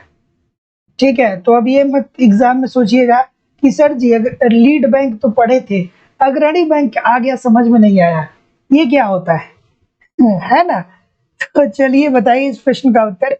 तो जैसा कि मैं देख पा रहा हूँ कि आपका उत्तर आना स्टार्ट हो चुका है कि जिलों में अन्य संस्थाओं के साथ बेहतर समन्वय स्थापित करने हेतु। ठीक है, तो अग्रणी बैंक अर्थात लीड बैंक जो योजना प्रारंभ किया गया था इसका उद्देश्य ये था कि जिले में जो अन्य संस्थाएं हैं उनके साथ किस तरीके से बेहतर समन्वय स्थापित किया जा सके। तो बी बिल्कुल ठीक हो जाएगा। अगला प्रश्न, भारतीय कृषि के लिए निम्न में से कौन सा संस्थागत साख का स्रोत नहीं है? देखिए बहुत इंपॉर्टेंट प्रश्न है दोस्तों, यहां से ये प्रश्न आता है ना। ये प्रश्न अक्सर आता है दोस्तों कि भारतीय कृषि के लिए निम्नलिखित में से कौन संस्थागत साख का स्रोत नहीं है। तो क्या उत्तर हो जाएगा? बिल्कुल ठीक है, एक तो होता है संस्थागत और दूसरा होता है गैर संस्थागत, या जिसे दोस्तों एक को परंपरागत बोलते हैं दूसरे को गैर परंपरागत बोलते हैं। तो क्या उत्तर होगा भाई? ऑप्शन नंबर बिल्कुल ठीक है, क्या उत्तर होगा? सी होगा, सभी लोग को पता है, तो बिल्कुल ठीक है। साहूकार और जो महाजन है दोस्तों, ये संस्थागत नहीं दोस्तों, ये गैर परंपरागत साख के स्रोत के अंतर्गत आते हैं और इन्हें दोस्तों देसी बैंकर के नाम से भी जाना जाता है, ठीक है। और ये दोस्तों इतिहास में इन्होंने बहुत सारा शोषण लोगों का किया है, ठीक है। ये महाजन साहूकार जो हुआ करते थे, ये बहुत सारे लोगों का शोषण करते थे। 10,000 रुपये उधार में दे देते थे और 3 पीढ़ियों तक गुलामी करवाते थे, क्योंकि अशिक्षा थी, ठीक है। और वो बेचारा जो 10,000 रुपये ले गया है, हो सकता है कि उसके यहाँ शादी पड़ी हो जाए और कोई भी फंक्शन हो, वो लौटा नहीं पाता, तो 2-3 पीढ़ी तक उनकी गुलामी करती ही रह जाती थी। तो अंग्रेजों से ज्यादा शोषण इन्होंने किया है, ठीक है। तो ऑप्शन नंबर सी, जितने लोग भी बोल रहे हैं सभी लोग का उत्तर यहाँ पे बिल्कुल ठीक हो जाएगा। अगला प्रश्न, अंतरराष्ट्रीय व्यापार विकास का एक इंजन है, यह कथन किसका है, बताइए। इसमें से बहुत सारे लोग ऐसे होंगे कि जिनके दादा या और जो उनके दादा हों, चाहे उनके उनके पिताजी हों, ठीक है, या उनके पिताजी हो, उन्होंने साहूकार का काम किया होगा, महाजन का काम किया होगा, है ना। चलिए बताइए इस प्रश्न का उत्तर। अंतरराष्ट्रीय व्यापार विकास का एक इंजन है, ये कथन किसका है, बिल्कुल ठीक है।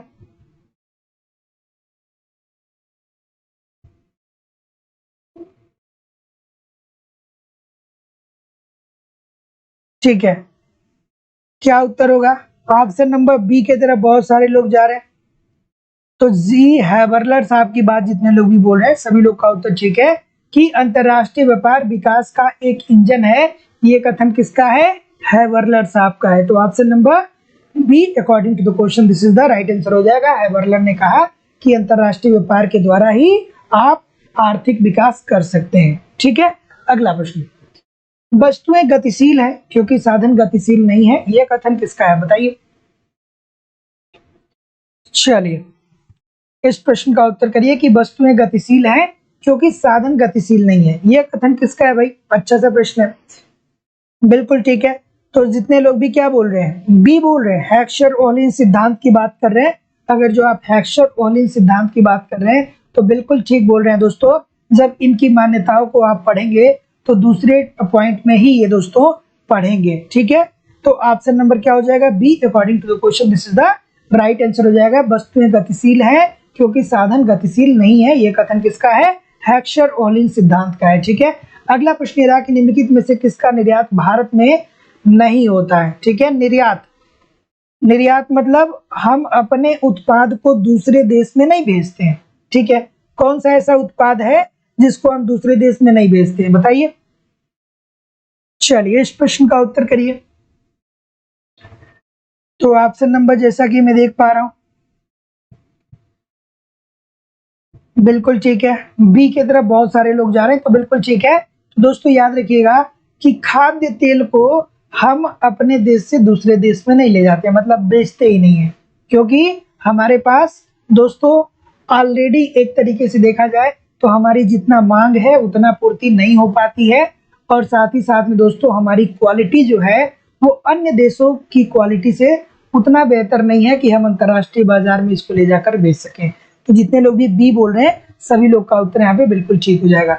अगला प्रश्न है कि वणिकवादियों के संबंध में निम्नलिखित में से कौन सा कथन सत्य है। और दोस्तों बहुत सारे देश ऐसे भी हैं जहाँ के लोग ऑयल बहुत कम यूज करते हैं, ठीक है। जैसे इंडिया में बहुत सारे लोग क्या करते हैं कि स्पाइसी खाना पसंद करते हैं, लेकिन बहुत सारे देश ऐसे हैं कि जहाँ पे क्या होता है स्पाइसी लोग खाते ही नहीं है, ठीक है। उनका फूड ही कुछ अलग तरीके का होता है, ठीक है। चलिए बताइए इस प्रश्न का उत्तर कि वणिकवादियों के संबंध में निम्नलिखित में से कौन सा कथन सत्य है। तो जैसा कि मैं देख पा रहा हूँ कि आपका उत्तर क्या आ रहा है, बिल्कुल ठीक है, बिल्कुल ठीक है, बिल्कुल ठीक है। तो देखिए वे स्वतंत्र व्यापार के विरोधी थे, बिल्कुल ठीक है। वो कहते थे कि अगर आपको क्या करना चाहिए, संरक्षण की नीति अपनानी चाहिए, और वो ये कहते थे कि वे आयातों की अपेक्षा निर्यातों का अधिक समर्थन करते थे, ठीक है। एक सेकेंड दोस्तों, यहाँ पे थोड़ा सा क्या है ना कि थोड़ा सा यहाँ पे या तो ये प्रश्न गलत दिया है या तो इसमें थोड़ी सी दिक्कत है। यहाँ पे दिया है कि वे आयातों की अपेक्षा निर्यातों को अधिक समर्थन देते थे, जबकि दोस्तों होना ये चाहिए कि वो निर्यात कम करते थे और आयात ज्यादा करते थे। मतलब दूसरे देश से अपने देश में वस्तुओं को लाने में विश्वास करते थे, है ना, लेकिन अपने देश से वस्तु दूसरे देश में जाए इसके बारे में वो नहीं सोचते थे, या इस चीज को वो बढ़ावा नहीं देते थे। तो यहाँ पे या तो प्रश्न गड़बड़ दिया है, या यहाँ पे ऑप्शन नंबर डी का एक प्रबल चांसेस है, क्योंकि ये वाला जो है ये तो ठीक है कि वे स्वतंत्र व्यापार के विरोधी थे, ठीक है, ये बात ठीक है। और यहाँ पे थोड़ा सा ये शायद दोस्तों क्या कर दिया, रिवर्स कर दिया है। और ये लोग दोस्तों संपत्ति का मापदंड स्वर्ण भंडार को मानते थे। मतलब सोना अगर जो आपके पास है तो क्या हो जाएगा कि आप ज्यादा समृद्ध है या ज्यादा धनवान है। तो ऑप्शन नंबर डी होना चाहिए, लेकिन इसमें दोस्तों थोड़ा सा मिसप्रिंट के वजह से या कुछ इसमें ऐसी समस्या है कि ऑप्शन नंबर बी जो है वो संदेह के घेरे में है। वो कहते थे कि आयात हम करेंगे, दूसरे वस्तुओं को अपने देश में लाएंगे, लेकिन हम अपने वस्तुओं को दूसरे देश में नहीं जाने देंगे, इनका मानना ये था, ठीक है। अगला प्रश्न कि घरेलू मुद्रा और एक बाह्य मुद्रा के बीच विनिमय दर बराबर होता है। चलिए अच्छा सा प्रश्न बताइए। बिल्कुल ठीक है कि घरेलू मुद्रा और एक बाह्य मुद्रा के बीच विनिमय दर बराबर होता है। किसके बराबर होता है? ठीक है, ठीक है, चलिए क्या उत्तर होगा भाई?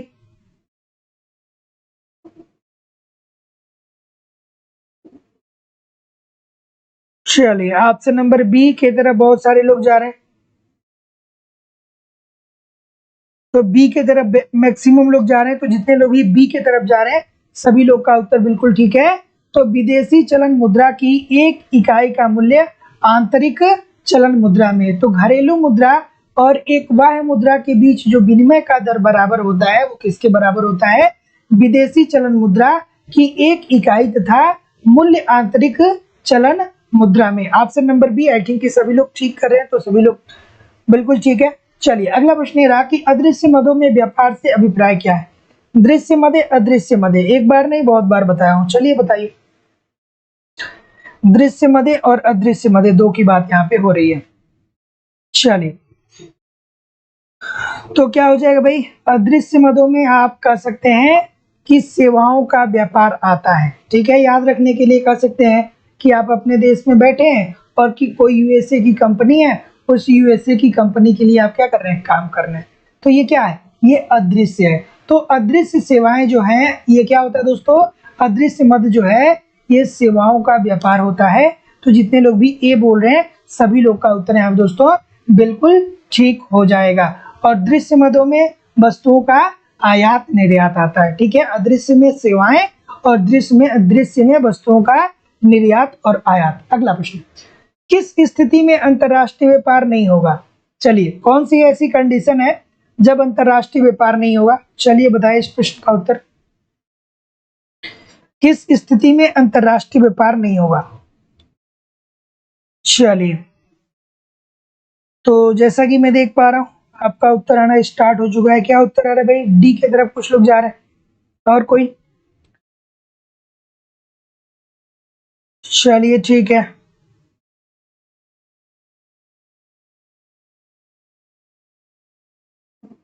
बिल्कुल। किस स्थिति में अंतरराष्ट्रीय व्यापार नहीं होगा? तो क्या उत्तर हो जाएगा भाई? ऑप्शन नंबर ए सभी लोग बता रहे हैं, कोई बी वाला है, कुछ लोग डी भी बता रहे हैं कि कोई भी नहीं, ठीक है। तो स्थिर लागत में जितने लोग भी बता रहे हैं सभी लोग का उत्तर बिल्कुल ठीक हो जाएगा कि किस स्थिति में अंतरराष्ट्रीय व्यापार नहीं होगा।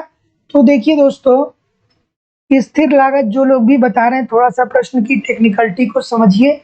ये ऑप्शन नंबर ए नहीं होगा, यहाँ पे ऑप्शन नंबर बी होगा, ठीक है। ऑप्शन नंबर बी होगा। स्थिर लागतों में से क्या आशय है?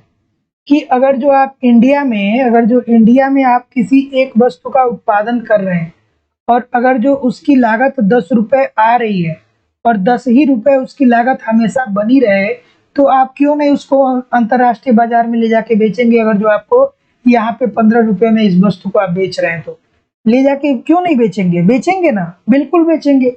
लेकिन अगर जो आपकी 10 रुपए की लागत जो पहले लग रही है, अगर जो इसमें निरंतर वृद्धि आने लगे, 10 के बाद 11 हो जाए, 11 के बाद 12, 12 के बाद 13, 13 के बाद 14, तो मतलब अगर जो आपकी कीमतें बढ़ती चली जाएं, तब आप अंतर्राष्ट्रीय बाजार में कैसे ले जाके इसको 15 रुपया में बेच सकते हैं?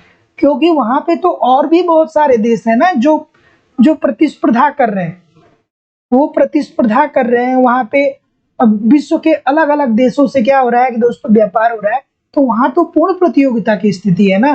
तो आपकी लागत अगर जो लगातार सतत रूप से बढ़ती रहेगी, तो आप कैसे व्यापार कर पाएंगे? नहीं कर पाएंगे ना। तो छोटी सी बात थी भाई, तो बी क्यों नहीं कर रहे हैं? बी करना चाहिए था ना।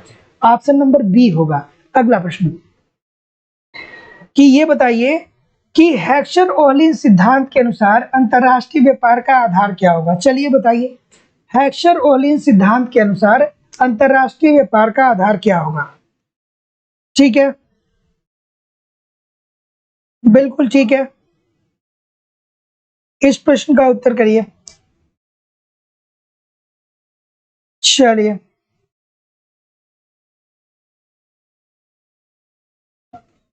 हेक्सर ओहलिन सिद्धांत के अनुसार अंतरराष्ट्रीय व्यापार का आधार क्या होगा? तो जैसा कि मैं देख पा रहा हूं कि आपका उत्तर आना स्टार्ट हो चुका है, तो जितने लोग भी सी बोल रहे हैं सभी लोग का उत्तर बिल्कुल ठीक है कि विभिन्न देशों के साधनों की संपन्नता में भिन्नता। तो दोस्तों हेक्सर ओहलिन सिद्धांत, बस एक लाइन की बात में समझ जाइएगा कि ये कहते हैं कि जिस देश अगर जो आपके देश में जिस साधन की मात्रा प्रचुर मात्रा में जो साधन आपके पास उपलब्ध है, उसी साधनों से संबंधित प्रोडक्ट का आप उत्पादन करिए, या जिस श्रम में आपको विशिष्टीकरण प्राप्त है उसी श्रम का प्रयोग करके आप क्या करिए? उत्पादन करिए। तभी आपको जाकर के क्या होगा? लाभ की प्राप्ति होगी। तो ऑप्शन नंबर क्या हो जाएगा? C, this is the right answer हो जाएगा। अगला, यदि आयातों की मांग लोचदार है तो आयात मूल्य में वृद्धि होने से आयात पर क्या असर पड़ेगा? चलिए बताइए। बिल्कुल ठीक है, बढ़िया सा प्रश्न है। बताइए इस प्रश्न का उत्तर कि यदि आयातों की मांग लोचदार है तो आयात मूल्य में वृद्धि होने से आयात पर क्या असर पड़ेगा? चलिए चलिए, तो ऑप्शन नंबर क्या होगा भाई? ये होगा। देखिए, यदि आयातों की मांग क्या हो? लोचदार हो। लोचदार मतलब क्या हो सकता है? लोचदार मतलब क्या? फ्लैक्सिबल हो। ठीक है, यदि आयातों की मांग अगर जो लोचदार होगी, तो आयात मूल्य में अगर जो वृद्धि होगा, तो जाहिर सी बात है कि जब मूल्य में वृद्धि होगा तो आयात में क्या आ जाएगी? कमी आ जाएगी। यही तो होगा ना भाई, छोटी सी बात है। तो जितने लोग भी ए बोल रहे हैं बिल्कुल आप ठीक बोल रहे हैं। अगले प्रश्न की तरफ मूव कर जाएंगे कि बड़िकवादी अर्थशास्त्री विश्वास रखते थे। ठीक है, बड़िकवादी किसमें विश्वास रखते थे भाई? अभी भी समाज में दोस्तों बहुत बड़िकवादी अवधारणा के लोग हैं। ठीक है, उनके पास अगर जो 10 लाख रुपए हो जाता है, वो 10 लाख रुपए का क्या करते हैं? कार नहीं खरीदते हैं। हमारे उत्तर प्रदेश और बिहार के लोगों के जैसे ये नहीं कि एक बढ़िया सा इनोवा खरीद लिए, 10-20 लाख रुपए का एक लग्जरी कार खरीद लिए और फिर उस पे जय महाकाल लिखवा करके दिखाने लगे कि ये हमारी कार है। भारत में बहुत से राज्य ऐसे हैं, जैसे गुजरात की बात करें, जैसे दोस्तों मुंबई की बात करें, तो वहाँ पे जो बड़े बड़े व्यापारी हैं ना, जब उनको 10 लाख रुपए की आय होती है, तो वो उस 10 लाख रुपए का सोना खरीद के अपने पास रख लेते हैं। ठीक है, तो क्या हो जाएगा? ऑप्शन नंबर ए हो जाएगा ना। तो जितने लोग भी ए बोल रहे हैं सभी लोग का उत्तर बिल्कुल ठीक हो जाएगा कि बहुमूल्य धातु प्राप्त करने में सभी लोग का उत्तर यहाँ पे बिल्कुल ठीक हो जाएगा। बहुत सारे लोग ऐसे हैं कि जब 10-20 लाख रुपया हो जाएगा तो उसका सोना खरीद के अपने पास रख लेंगे। तो दोस्तों ये बड़िकवादी बेसिकली कब आते हैं? 16वीं शताब्दी में आते हैं। ठीक है, तो उनका ये मानना था कि अगर जो आपके पास सोने, चांदी, हीरे, जवाहिरात अधिक हैं, तो ऐसी स्थिति में आप ज्यादा अमीर हैं या ज्यादा समृद्धशाली हैं। ठीक है, अगला प्रश्न अगला प्रश्न कि व्यापार की तुलनात्मक लागत सिद्धांत की मुख्य मान्यता क्या है? चलिए बताइए, इस प्रश्न का उत्तर करिए कि व्यापार की तुलनात्मक लागत सिद्धांत की मुख्य मान्यता क्या है? ठीक है, तो जितने लोग भी क्या बोल रहे हैं, सी बोल रहे हैं। अरे नहीं, जो सोना रखा है वो बड़ी बात ही थोड़ी है भाई। अगर जो सोना रख के वो मानता है कि सोना ही सब कुछ है, तब बड़ी बादियों को फॉलो करता है है ना। चलिए बताइए इस प्रश्न का उत्तर। तो जितने लोग भी सी बोल रहे हैं, एब्सोल्युटली आप ठीक बोल रहे हैं कि व्यापार का तुलनात्मक लागत सिद्धांत की मुख्य मान्यता ये है कि दो देशों के बीच साधन क्या है, अगतिशील है, और साधन गतिशील नहीं है, इसी वजह से ये क्या कर रहे हैं, अलग अलग उत्पादन करके व्यापार कर रहे हैं। तो जितने लोग भी सी बोल रहे हैं, एब्सोल्युटली आप ठीक बोल रहे हैं। अगला प्रश्न आपके सामने ये रहा कि मुक्त अर्थव्यवस्था में उत्पादन संबंधित निर्णय किसके द्वारा लिए जाते हैं? मुक्त अर्थव्यवस्था मतलब क्या? जहां सरकार का कोई भी हस्तक्षेप नहीं होगा। चलिए बताइए कि मुक्त अर्थव्यवस्था में उत्पादन संबंधी निर्णय लिए जाते हैं। चलिए बताइए किसके द्वारा लिए जाएंगे भाई? अच्छा सा प्रश्न है। मुक्त अर्थव्यवस्था कौन सी अर्थव्यवस्था होती है? जहां पे सरकार के द्वारा कोई भी हस्तक्षेप नहीं होता है। तो ऐसी स्थिति में क्या होगा? बिल्कुल ठीक है। तो जितने लोग भी बी बोल रहे हैं, एब्सोल्युटली आप अच्छा बोल रहे हैं, बढ़िया बोल रहे हैं, बाजार के द्वारा। और बाजार के द्वारा होता है दोस्तों उत्पादन संबंधी निर्णय, मतलब बाजार के द्वारा इट मीन्स मांग व पूर्ति के द्वारा, कि वस्तुओं की मांग कितनी है, इसकी पूर्ति कितनी हो पा रही है, इसी के अनुसार कीमत का निर्धारण होता है। तो ऑप्शन नंबर बी बिल्कुल ठीक है। अगला प्रश्न, जेएस मिल के अनुसार अंतरराष्ट्रीय व्यापार में विनिमय दर अनुपात का निर्धारण होता है। बहुत इंपॉर्टेंट प्रश्न है, मजेदार सा प्रश्न है, एक बार नहीं बहुत बार ये प्रश्न पूछा गया है। और दोस्तों मैं आप लोग को बता दे रहा हूँ कि जो लोग भी अभी तक इकोनॉमिक्स के कॉन्सेप्ट की क्लास नहीं ज्वाइन किए हैं, बहुत जल्द एडमिशन क्लोज होने वाला है, तो यथाशीघ्र आप लोग कॉन्सेप्ट की क्लास ज्वाइन कर लीजिए। मैं विश्वास से कह रहा हूँ कि जितना भी कंटेंट मेरे द्वारा एप्लीकेशन पे दिया जा रहा है, जितने भी वीडियो लेक्चर आपको कॉन्सेप्ट के पढ़ाए जा रहे हैं, जितनी भी आपको वहाँ पे पीडीएफ इकोनॉमिक्स की दी जा रही है, मतलब जो आपको नोट्स दिए जा रहे हैं, जितने भी आपको वहाँ पे टेस्ट सीरीज दिए जा रहे हैं, सबको अटेम्प्ट करिए, रिवीजन करते रहिए, यूट्यूब पे आप हमारे साथ प्रैक्टिस करते रहिए। आपको कहीं से कुछ भी टच करने की जरूरत नहीं है। जब आपका एग्जाम करीब आएगा तो मैं आपका करंट भी कंप्लीट करा दूंगा, तो आप बिल्कुल परेशान ना होइए। सारी चीजें आपको एप्लीकेशन पे और यूट्यूब पे दी जा रही हैं, बशर्ते इत्मीनान से धैर्य बना के दोस्तों पढ़िए। एडमिशन प्रारंभ है एप्लीकेशन के लिए, तो एडमिशन के लिए 2000 रुपये आपको पेमेंट करने पड़ेंगे इस नंबर पे, गूगल पे, फोन पे या पेटीएम के माध्यम से, और इसका स्क्रीनशॉट आपको इसी व्हाट्सएप नंबर पे सेंड करना पड़ेगा। कोई भी आपके पास इंक्वायरी है तो इस नंबर पे आप मुझे कॉल कर सकते हैं या व्हाट्सएप मैसेज कर सकते हैं। चलिए बताइए इस प्रश्न का उत्तर। तो जैसा कि मैं देख पा रहा हूँ कि बी की तरफ जितने लोग भी जा रहे हैं, सभी लोग का उत्तर यहाँ पे बिल्कुल ठीक जा रहा है कि वस्तु की मांग की लोच के आधार पे। ठीक है, तो जेएस मिल के अनुसार अंतरराष्ट्रीय व्यापार में विनिमय दर का अनुपात जो निर्धारित होता है वो वस्तु की मांग की लोच के आधार पे होता है। Option number B according to the question this is the right answer हो जाएगा। अगला प्रश्न आपके सामने आ गया कि जॉन रॉबिन्सन के ग्रोथ मॉडल में पूंजी संचय किस पर निर्भर करता है? चलिए बताइए, श्रीमती जॉन रॉबिन्सन आ गई। चलिए ठीक है, टेस्ट की पीडीएफ भी निक्की खान जी मैं प्रोवाइड करा दूंगा। देखिए क्या होता है कि आप लोग रिवाइज नहीं कराते हैं, और चूंकि इतना सारा काम करना होता है कि दिमाग से उतर जाता है, तो जितनी भी टेस्ट है मैं पीडीएफ भी आपको टेस्ट का प्रोवाइड करा दूंगा। ठीक है, तो बिल्कुल निश्चिंत रहिए, कोई समस्या नहीं है। मैं हूं तो आपको परेशान होने की जरूरत नहीं है। मैं तो इतना भी कहता हूं कि जो लोग भी एडमिशन लिए हैं, अगर जो कोई टॉपिक आपको समझ में नहीं आ रही है तो आप हमको बताइए। अगर जो वो टॉपिक फिर से संभव हुआ तो मैं फिर उसको एप्लीकेशन पे अलग तरीके से पढ़ा दूंगा, लेकिन उसके लिए पहले थोड़ा सा कोर्स को कंप्लीट हो जाने दीजिए। ठीक है, कोर्स जैसे आपका कंप्लीट हो जाएगा उसके बाद मैं एक मास्टर वीडियो टाइप का बनाऊंगा, जिसमें क्या करूंगा कि मुख्य मुख्य बिंदुओं पे बातें करते हुए हम लोग सारे मुख्य पॉइंटों को पढ़ा जाएगा। तो अगर जो कोई भी टॉपिक आपको समस्या क्रिएट करता है तो आप हमको बताइए कि सर ये टॉपिक थोड़ा सा कम समझ में आया, तो मैं उसको फिर क्या करूंगा कि फिर दोबारा उसको दूसरे तरीके से पढ़ा दूंगा। ठीक है, चलिए इस प्रश्न का उत्तर करिए कि जॉन रॉबिन्सन की ग्रोथ मॉडल में पूंजी संचय किस पर निर्भर करता है। तो जितने लोग भी ऑप्शन नंबर बी बोल रहे हैं सभी लोग का उत्तर बिल्कुल ठीक है कि लाभ, मजदूरी संबंध और श्रम उत्पादकता पे। तो जितने लोग भी क्या बोल रहे हैं, बी बोल रहे हैं, सभी लोग का उत्तर यहाँ पे बिल्कुल ठीक हो जाएगा कि लाभ, मजदूरी संबंध और श्रम की उत्पादकता पे। तो option number B according to the question this is the right answer हो जाएगा। दोस्तों श्रीमती जॉन रॉबिन्सन की एक पुस्तक थी जिसका नाम क्या था, द एक्युमुलेशन ऑफ कैपिटल, और इसी में इन्होंने दोस्तों पूंजी संचय की बात किया था और बताया था कि पूंजी संचय जो निर्भर करता है वो लाभ, मजदूरी संबंध और श्रम की उत्पादकता पे निर्भर करता है। अगला प्रश्न आपके सामने ये रहा। चलिए अगला प्रश्न है, सूची 1 को सूची 2 के साथ सुमेलित करिए। चलिए सूची 1 को सूची 2 के साथ सुमेलित करिए। सूची 1 को सूची 2 के साथ सुमेलित करिए।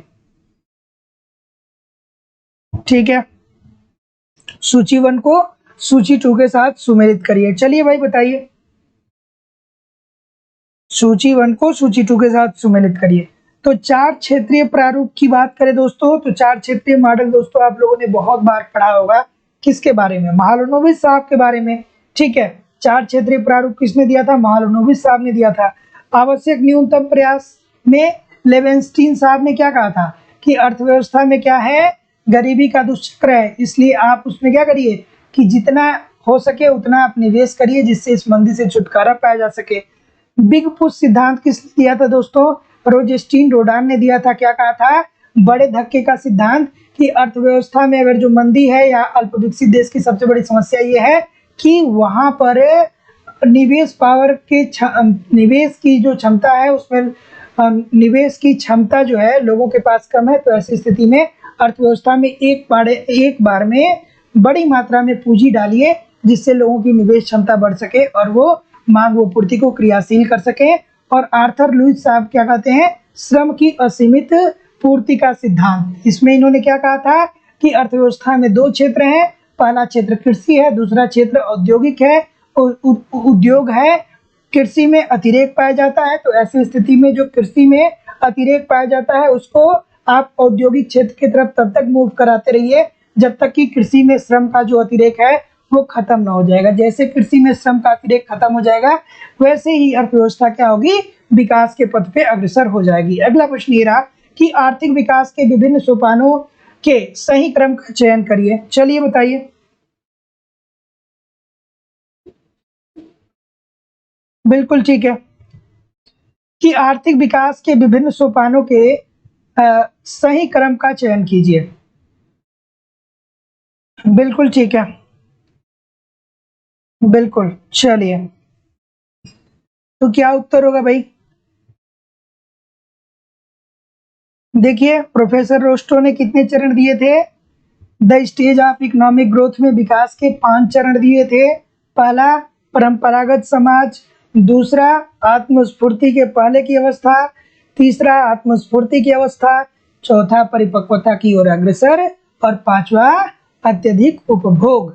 ठीक है, तो चलिए क्रम मिलाइए भाई। तो ऑप्शन नंबर क्या हो जाएगा, तो जैसा कि मैं देख पा रहा हूँ कि डी की तरफ जा रहे हैं, तो बहुत अच्छा जा रहे हैं भैया कि पहले पे पारंपरिक समाज आ जाएगा, उसके बाद क्या आ जाएगा, टेक ऑफ सोपान आ जाएगा, उसके बाद क्या आ जाएगा, परिपक्वता की ओर अग्रसर हो जाएंगे और लास्ट में अत्यधिक उपभोग करने लगेंगे। ठीक है, तो डी बिल्कुल ठीक है।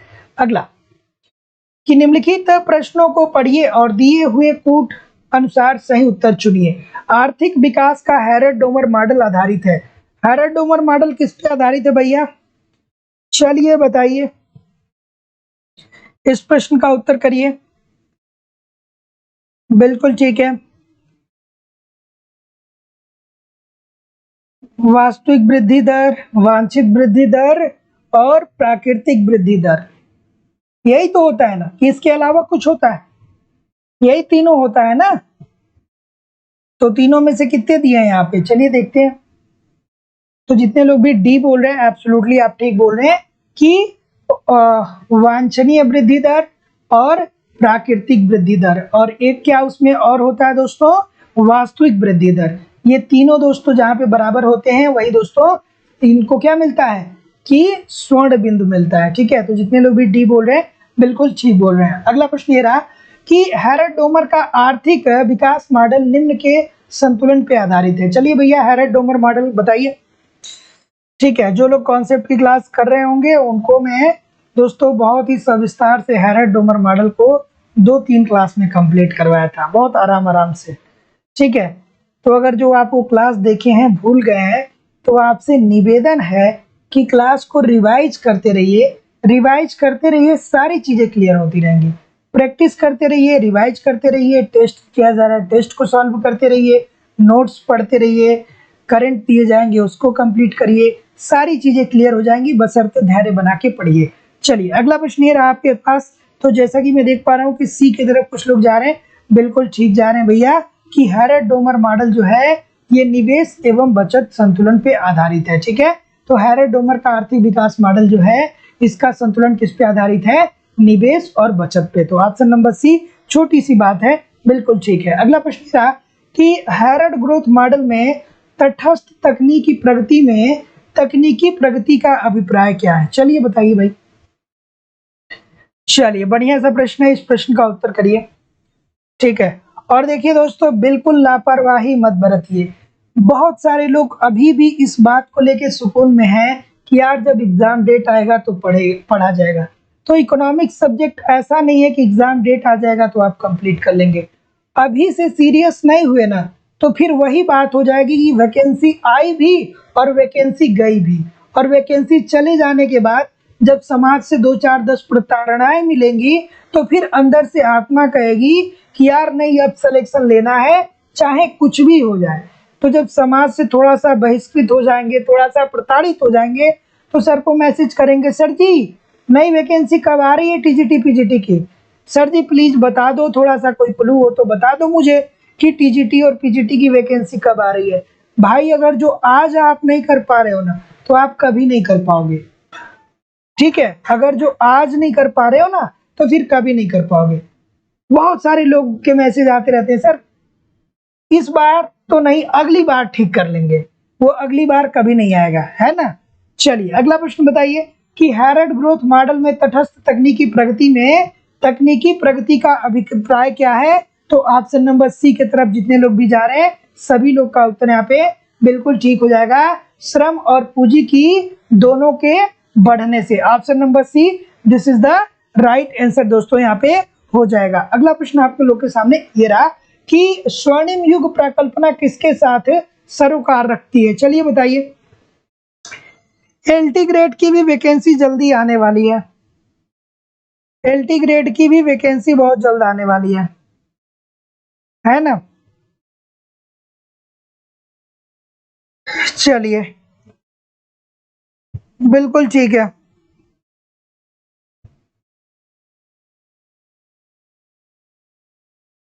क्या उत्तर होगा भाई? दोस्तों इस प्रश्न में ऑप्शन नंबर क्या होगा? श्रम और पूंजी दोनों को बढ़ाने से थोड़ी होगा, इसमें केवल श्रम को बढ़ाने से होगा ना। देखिए आप लोग सी करते गए और आप लोग के चक्कर में मैंने भी गलत कर दिया, है ना। तो क्या हो जाएगा? इस प्रश्न का उत्तर ऑप्शन नंबर बी था। ठीक है ना, कि सी नहीं था, बी था। देखिए सभी लोग सी कर रहे थे तो मुझे लगा कि हाँ यार सी ही है। ठीक है, मैंने ध्यान ही नहीं दिया इस बात को।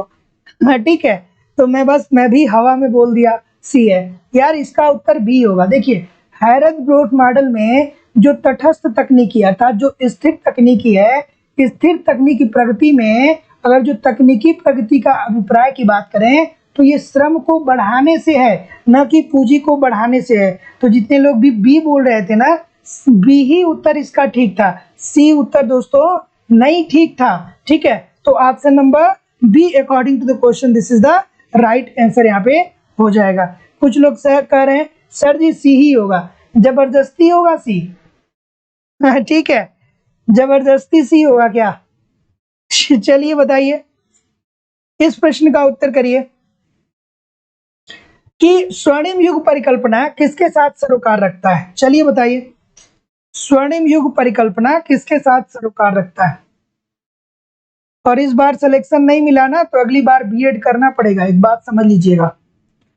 ठीक है, इस बार सिलेक्शन ले लीजिए, दुनिया के दुख दर्द से छुटकारा पाइए, है ना।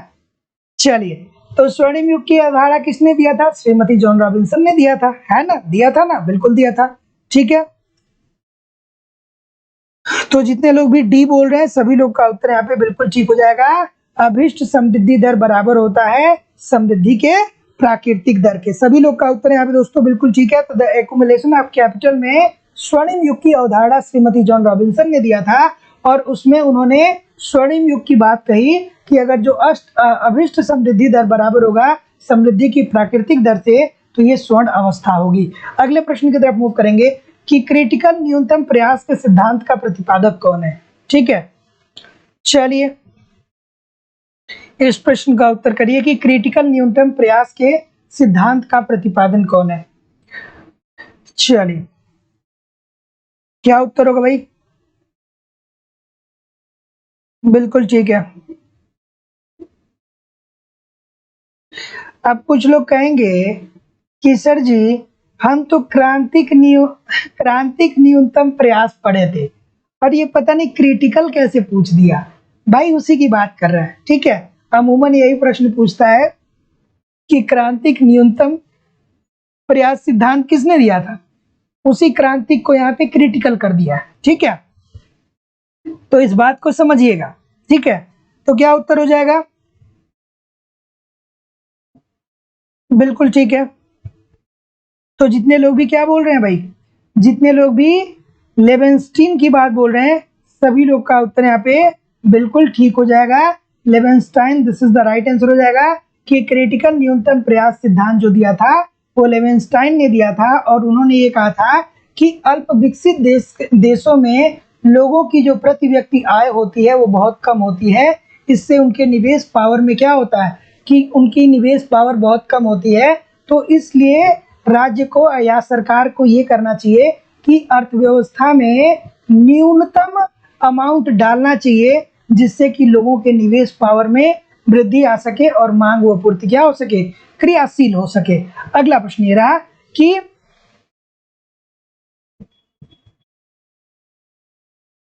फ्रीडम इज डेवलपमेंट यह पुस्तक किसके द्वारा लिखी गई बताइए?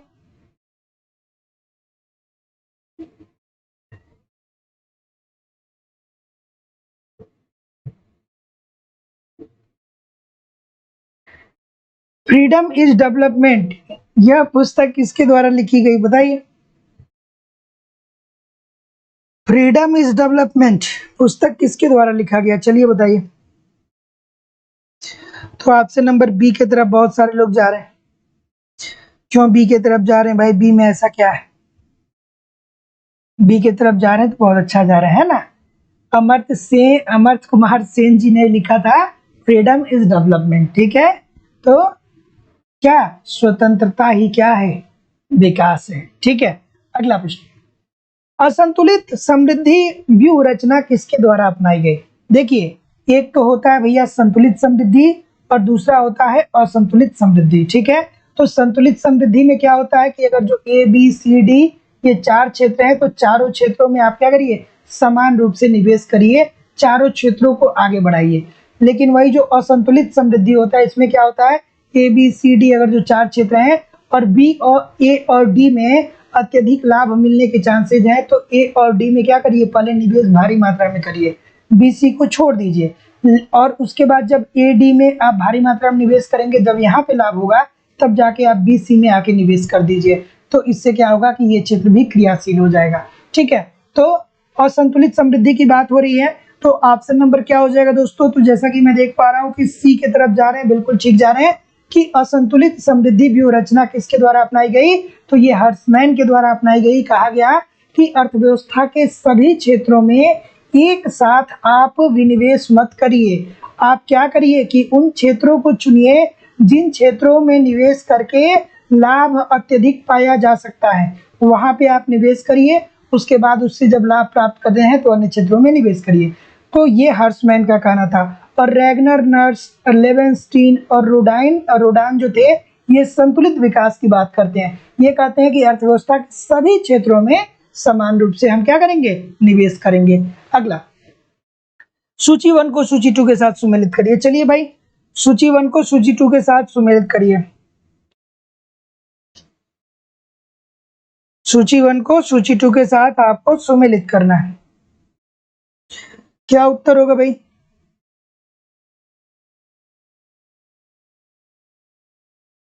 भाई पीजीटी का एग्जाम दीजिए, अभी एलटी ग्रेड के चक्कर में क्या पड़ गए? जो चीज आपके पास है उस पे कंसंट्रेट करिए, बजाय उसके जो आपके पास नहीं है। पीजीटी का फॉर्म भरा जा रहा है, आप मान के चलिए कि सितंबर के प्रथम सप्ताह में आपका परीक्षा भी हो जाएगा। तो 70-80 दिन बचे हैं, 70-80 दिन बचे हैं, तो पढ़िए, पीजीटी पे कंसंट्रेट करिए। एलटी ग्रेड तो 2018 से आ रहा है ना? 2018 से लोग बता रहे हैं कि एलटी ग्रेड बस आज ही आने वाला है, कल आने वाला है, परसों आने वाला है। एलटी ग्रेड की जो कहानी है वो बहुत बड़ी है। एलटी ग्रेड की बात वो लोग करते हैं जो अभी लोग क्या है कि अभी थोड़े से बच्चे हैं है ना? एलटी ग्रेड 2018 से आ रहा है। चलिए बताइए इस प्रश्न का उत्तर कि सूची 1 को सूची 2 के साथ सुमेलित करिए। उसमें विषय संबंधी विवादिता चल रही है, और जब तक उस विवादिता को खत्म नहीं कर दिया जाएगा तब तक वो वैकेंसी नहीं आ पाएगी। ठीक है, चलिए बताइए इस प्रश्न का उत्तर करिए। चलिए ठीक है कि सूची 1 को सूची 2 से बिल्कुल आपको क्या करना है, सुमेलित करना है। तो थ्योरी ऑफ बिग पुश, बड़े धक्के का सिद्धांत किसने दिया था भैया? तो जैसा कि मैं देख पा रहा हूँ रोजेस्टीन रोडान ने दिया था ना। रोडान साहब कहाँ है भाई? रोडान तो इसमें है ही नहीं क्या? रोडान तो है ही नहीं क्या? थ्योरी ऑफ बिग पुश, ठीक है, बड़े धक्के का सिद्धांत, रोडान तो इसमें दिए ही नहीं गया है। चलिए छोड़ते हैं इनको। श्रम की असीमित आपूर्ति की बात करें दोस्तों, तो ये किसने दिया था? लेविस ने दिया था, बात बिल्कुल ठीक है।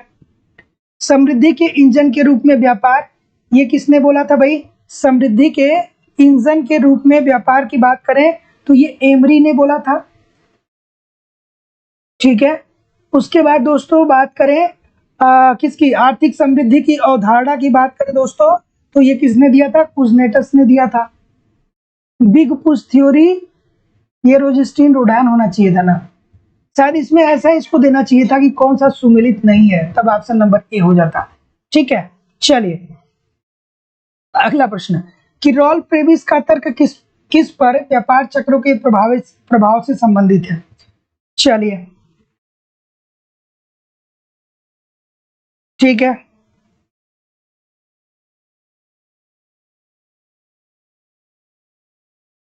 ठीक है,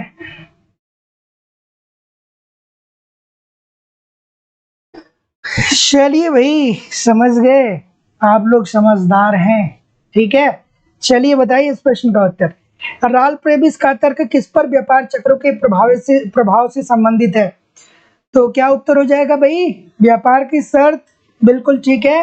व्यापार की शर्त, प्रेविस साहब का क्या कहना है कि अगर जो एक विकासशील देश विकसित देश से व्यापार करता है तो इसे बहुत मामलों में कंप्रोमाइज करना पड़ता है, अर्थात जो विकासशील देश है उसे हानि का सामना करना पड़ता है। जैसे हम लोग अपने देश से बहुत सारे प्रोडक्ट दूसरे देश को ले जाते हैं बेचने के लिए, वो दूसरा देश जो होता है वो हमारे प्रोडक्ट पे एक बार क्या करता है कि एक बार उस पे हिट करता है, उसमें से थोड़ा सा सैंपल निकालता है, अगर जो देखता है ठीक नहीं लग रहा है कहता है इसको ले जाओ, हम नहीं खरीदेंगे। ठीक है, अब तो स्थिति ठीक हो गई है, क्योंकि अब अंतर्राष्ट्रीय स्तर पे क्या हो रहा है, हम अंतर्राष्ट्रीय स्तर पे हम धीरे धीरे विकसित हो रहे हैं। ठीक है, अंतर्राष्ट्रीय स्तर पे हमारी पहचान बन रही है, लेकिन पहले के समय में बहुत होता था। ठीक है, हमारे जो गवर्नमेंट थी वो बहुत मजबूर थी। हम अब मान लीजिए कि चावल ले गए बेचने के लिए और पता चले कोई आया टिक देना किया और कहा अच्छा इंडिया से आए हो, नहीं लेंगे ठीक है, चलिए बताइए इस प्रश्न का उत्तर। क्या उत्तर होगा भाई? ऑप्शन नंबर क्या बोल रहे हैं? संतुलित समृद्धि की मूल व्याख्या का संबंध है। संतुलित समृद्धि की मूल व्याख्या का संबंध किससे है दोस्तों? तो जितने लोग भी क्या बोल रहे हैं, कंसंट्रेशन की कमी जिसके पास होगी वो गलत करेगा। ठीक है, कंसंट्रेशन की कमी जिसके पास होगी वो गलत करेगा। ठीक है, तो क्या उत्तर होगा? और जिसके पास जो भी गलत करेगा वो बहुत बड़ा मिस्टेक करेगा। बच्चों वाले प्रश्न को गलत नहीं किया करते, ठीक है? बच्चों वाले प्रश्न को गलत नहीं किया करते। बहुत सारे लोग गलत कर रहे हैं, बच्चों वाले प्रश्न को गलत कर रहे हैं। यार कहाँ दिमाग है? दिमाग कहाँ है? कहाँ है दिमाग? ठीक है, कहाँ है दिमाग आपका? एक उत्तर ठीक नहीं मिला मुझे, एक उत्तर ठीक नहीं मिला। इतना इजी सा प्रश्न है, एक उत्तर मुझे ठीक नहीं मिला।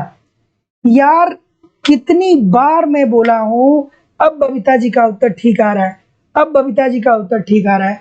अरे भाई, संतुलित और असंतुलित समृद्धि के अंतर्गत हम निवेश की बात करते हैं ना, कि अगर जो सभी क्षेत्र हैं तो सभी क्षेत्रों में समान रूप से निवेश करें। या संतुलित विकास के अंतर्गत हम यही बात करते हैं ना कि अर्थव्यवस्था में जितने भी क्षेत्र हैं सभी क्षेत्रों में हम समान रूप से निवेश करें। शिक्षा पे, स्वास्थ्य पे, परिवहन पे, ठीक है, सड़क पे, साथ ही साथ दोस्तों हमारे एक तरीके से कह सकते हैं कि अन्य जो भी चीजें हैं उस पे हम सभी पे समान रूप से निवेश करें। तो निवेश की बात होती है ना, आगे विकास की बात होती है। बी होगा ना, बी कोई बोल ही नहीं रहा यार। सभी क्षेत्रों में समान राशि का निवेश होता है, निवेश की बात होती है। मतलब यार ऐसे प्रश्नों की उम्मीद मैं नहीं कर सकता हूं कि आप लोग गलत करेंगे, ठीक है। और संतुलित समृद्धि की मूल अवधारणा का संबंध हो जाएगा कि अर्थव्यवस्था में जितने भी क्षेत्र हैं सभी क्षेत्रों पे आप समान रूप से क्या करेंगे? निवेश करेंगे। और इसके समर्थन कौन करते हैं? रेगनर नर्स साहब कहते हैं। इसके समर्थन कौन करते हैं? रोजेस्टीन रोडान साहब करते हैं। इसके समर्थन कौन करते हैं? लेवेंस्टीन साहब करते हैं। साथ ही साथ असंतुलित समृद्धि दर में क्या होता है कि इसमें अर्थव्यवस्था के अलग अलग क्षेत्रों में अलग अलग निवेश करिए, एक साथ निवेश न करिए। तो बी होगा ना। अगला प्रश्न आपके सामने ये रहा कि निवेश कसौटी में छाया कीमतें वैसी कीमतें होती हैं जो, चलिए बताइए इस प्रश्न का उत्तर करिए कि निवेश कसौटी में छाया कीमतें वैसी कीमतें हैं जो, ठीक है। चलिए इस प्रश्न का उत्तर करिए। तो दोस्तों इजी सा प्रश्न है, याद रखिएगा कि निवेश कसौटी में छाया कीमतें वैसी कीमतें होती हैं जो वस्तुओं तथा उत्पादन साधनों की सही एवं दुर्लभ कीमतों को दर्शाता हो। तो option number C according to the question this is the right answer दोस्तों यहाँ पे हो जाएगा। अगला प्रश्न आपके सामने रहा कि सोलो के दीर्घकालीन समृद्धि मॉडल में निम्न में से कौन सी एक मान्यता नहीं है। एक बार नहीं 10 साल का पेपर आप पीजीटी का उठाएंगे या पीजीटी का उठाएंगे तो कम से कम 5 बार ये प्रश्न मिल जाएगा, ठीक है। चलिए तो इस प्रश्न का उत्तर सभी लोग करिए। तो दोस्तों अभी तक जितने लोग भी लाइव स्टडी इलाहाबाद के मोबाइल एप्लीकेशन पे इकोनॉमिक्स कॉन्सेप्ट का क्लास नहीं ज्वाइन किया, आप जरूर ज्वाइन करिए। मैं विश्वास से कह सकता हूँ कि अगर जो आप कॉन्सेप्ट पे, अगर जो आप एप्लीकेशन पे इकोनॉमिक्स के सारे कॉन्सेप्ट अर्थात थियरी को पढ़ते रहे, मेरे द्वारा ही पढ़ाया जा रहा है, वहाँ पे जितनी इकोनॉमिक्स की नोट्स दी जा रही, सारे इकोनॉमिक्स के नोट्स को आप ईमानदारी से पढ़ते रहे। जितना टेस्ट सीरीज आपको वहाँ पे बहुत सारे टेस्ट सीरीज दिए जा रहे हैं, सारे टेस्ट सीरीज को ईमानदारी से अटेम्प्ट करते जाएंगे। यूट्यूब पे आप प्रैक्टिस करते रहेंगे। कुछ भी आपको इधर उधर से कलेक्ट करने की जरूरत बिल्कुल नहीं है। आपको दोस्तों आपके एग्जाम के पहले करंट भी करवा दिया जाएगा। ये हमारी जिम्मेदारी है कि मैं आपको हर कंटेंट प्रोवाइड कराऊं, और दोस्तों मैं कराऊंगा भी, और एग्जाम के दिन तक आपके साथ में रहूंगा। तो दोस्तों एप्लीकेशन पे एडमिशन प्रारंभ है। एडमिशन की जो फीस है वो केवल और केवल 2000 रुपये रखी गई दोस्तों। तो 2000 रुपये आपको पेमेंट करना पड़ेगा इस नंबर पे, गूगल पे, फोन पे या पेटीएम के माध्यम से, और इसका स्क्रीनशॉट आपको इसी व्हाट्सएप नंबर पे सेंड करना पड़ेगा। कोई भी इंक्वायरी होगा तो इस नंबर पे आप मुझे कॉल कर सकते हैं या व्हाट्सएप मैसेज कर सकते हैं, ठीक है। तो देखिए सोलो के दीर्घकालीन समृद्धि मॉडल में निम्न में से कौन सी एक मान्यता नहीं है। तो क्या मान्यता नहीं है? तो कीमत तथा मजदूरी को इन्होंने स्थिर नहीं माना है। कीमत और मजदूरी को इन्होंने स्थिर नहीं माना है, कीमत और मजदूरी को परिवर्तनशील माना है इन्होंने। अगला प्रश्न आपके सामने ये रहा कि अल्प विकसित देशों के संदर्भ में निर्धनता के दुष्चक्र के थीसिस के निष्कर्षण प्रतिपादन में निवेश करने की अभिप्रेरणा किसके द्वारा सीमाबद्ध होती है। चलिए ठीक है, चलिए तो क्या उत्तर होगा भैया?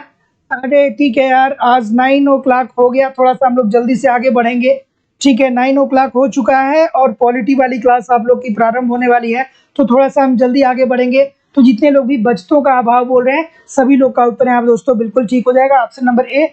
अगला प्रश्न ये होगा कि समृद्धि के हैरड डोमर और सोलो मॉडल के बीच मुख्य अंतर किस में स्थित है। ठीक है, तो समृद्धि के हैरड डोमर और सोलो के बीच मुख्य अंतर किस में स्थित है आपको बताना है दोस्तों। आपको जैसा कि पता है कि हैरड डोमर ने जो मॉडल प्रस्तुत किया था, बाद में ही चल के सोलो साहब ने विस्तृत आकार इसको दिया था। ठीक है, चलिए बताइए इस प्रश्न का उत्तर।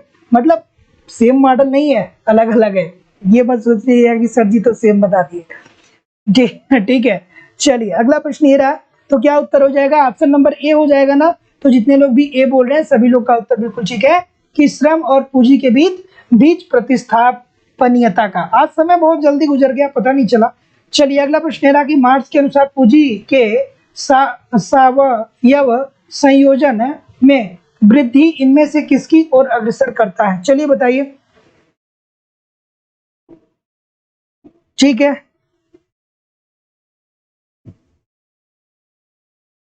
ठीक है, तो क्या उत्तर होगा भाई। तो जितने लोग भी यहाँ पे सी बोल रहे हैं सभी लोग का उत्तर बिल्कुल ठीक हो जाएगा, लाभ की दर में कमी। थोड़ा सा दोस्तों अब यहाँ पे सेशन को क्लोज करेंगे, लेकिन अभी तक जितने लोग भी दोस्तों लाइव स्टडी इलाहाबाद के मोबाइल एप्लीकेशन पे इकोनॉमिक्स के कॉन्सेप्ट की क्लास को नहीं ज्वाइन किया, आप जरूर ज्वाइन करिए। यहाँ पे A to Z आपको इकोनॉमिक्स के सारे कॉन्सेप्ट पढ़ाए जा रहे हैं, पूरी इकोनॉमिक्स की नोट्स दी जा रही है आपको दोस्तों, बहुत सारे टेस्ट सीरीज दिए जा रहे हैं, वैलिडिटी आपको लाइफ टाइम दी जा रही है। इट मीन्स अगर जो आप एक बार एडमिशन लेते हैं तो आप हमारे साथ तब तक बने रहेंगे जब तक कि आपका सिलेक्शन नहीं हो जाता है दोस्तों। एडमिशन ओपन है, एडमिशन की फीस केवल और केवल दोस्तों 2000 रुपये है। तो एडमिशन लेने के लिए 2000 रुपये आपको पेमेंट करना पड़ेगा इस नंबर पे 9415 पे, गूगल पे, फोन पे या पेटीएम के माध्यम से आप पेमेंट करेंगे और इसका स्क्रीनशॉट आपको इसी व्हाट्सएप नंबर पे सेंड करना पड़ेगा दोस्तों। अगर जो आपके पास कोई भी इंक्वायरी है तो इस नंबर पे आप दोस्तों 9415 पे मुझे कॉल कर सकते हैं या व्हाट्सएप मैसेज कर सकते हैं दोस्तों। मैं विश्वास और ईमानदारी के साथ कर सकता हूँ कि अगर जो आप एप्लीकेशन पे हमको पढ़ते रहे, वहाँ पे टेस्ट सीरीज देते रहे, नोट्स पढ़ते रहे और यूट्यूब पे आप हमारे साथ पढ़ते रहे दोस्तों, तो कुछ भी आपको इधर उधर से कलेक्ट करने की जरूरत नहीं पड़ेगी, सारी चीजें मेरे द्वारा प्रोवाइड कराई जाएंगी, कुछ भी आपको इधर उधर से मैनेज करने की जरूरत नहीं है। तो दोस्तों thank you very much everybody, मिलेंगे कल, संडे है, कल नहीं मिलेंगे, मंडे को मिलेंगे दोस्तों एक नए उत्साह नए एनर्जी के साथ। तब तक के लिए दोस्तों पढ़ते रहिए, आगे बढ़ते रहिए। संडे को कल, अच्छा चलिए कल मैं सुबह में बता दूंगा कि क्लास होगी कि नहीं होगी। ठीक है, कल मैं बताऊंगा क्लास होगी कि नहीं होगी, कल सुबह में बताऊंगा। ठीक है, thank you very much everybody, good night, good bye, पढ़ते रहिए, आगे बढ़ते रहिए।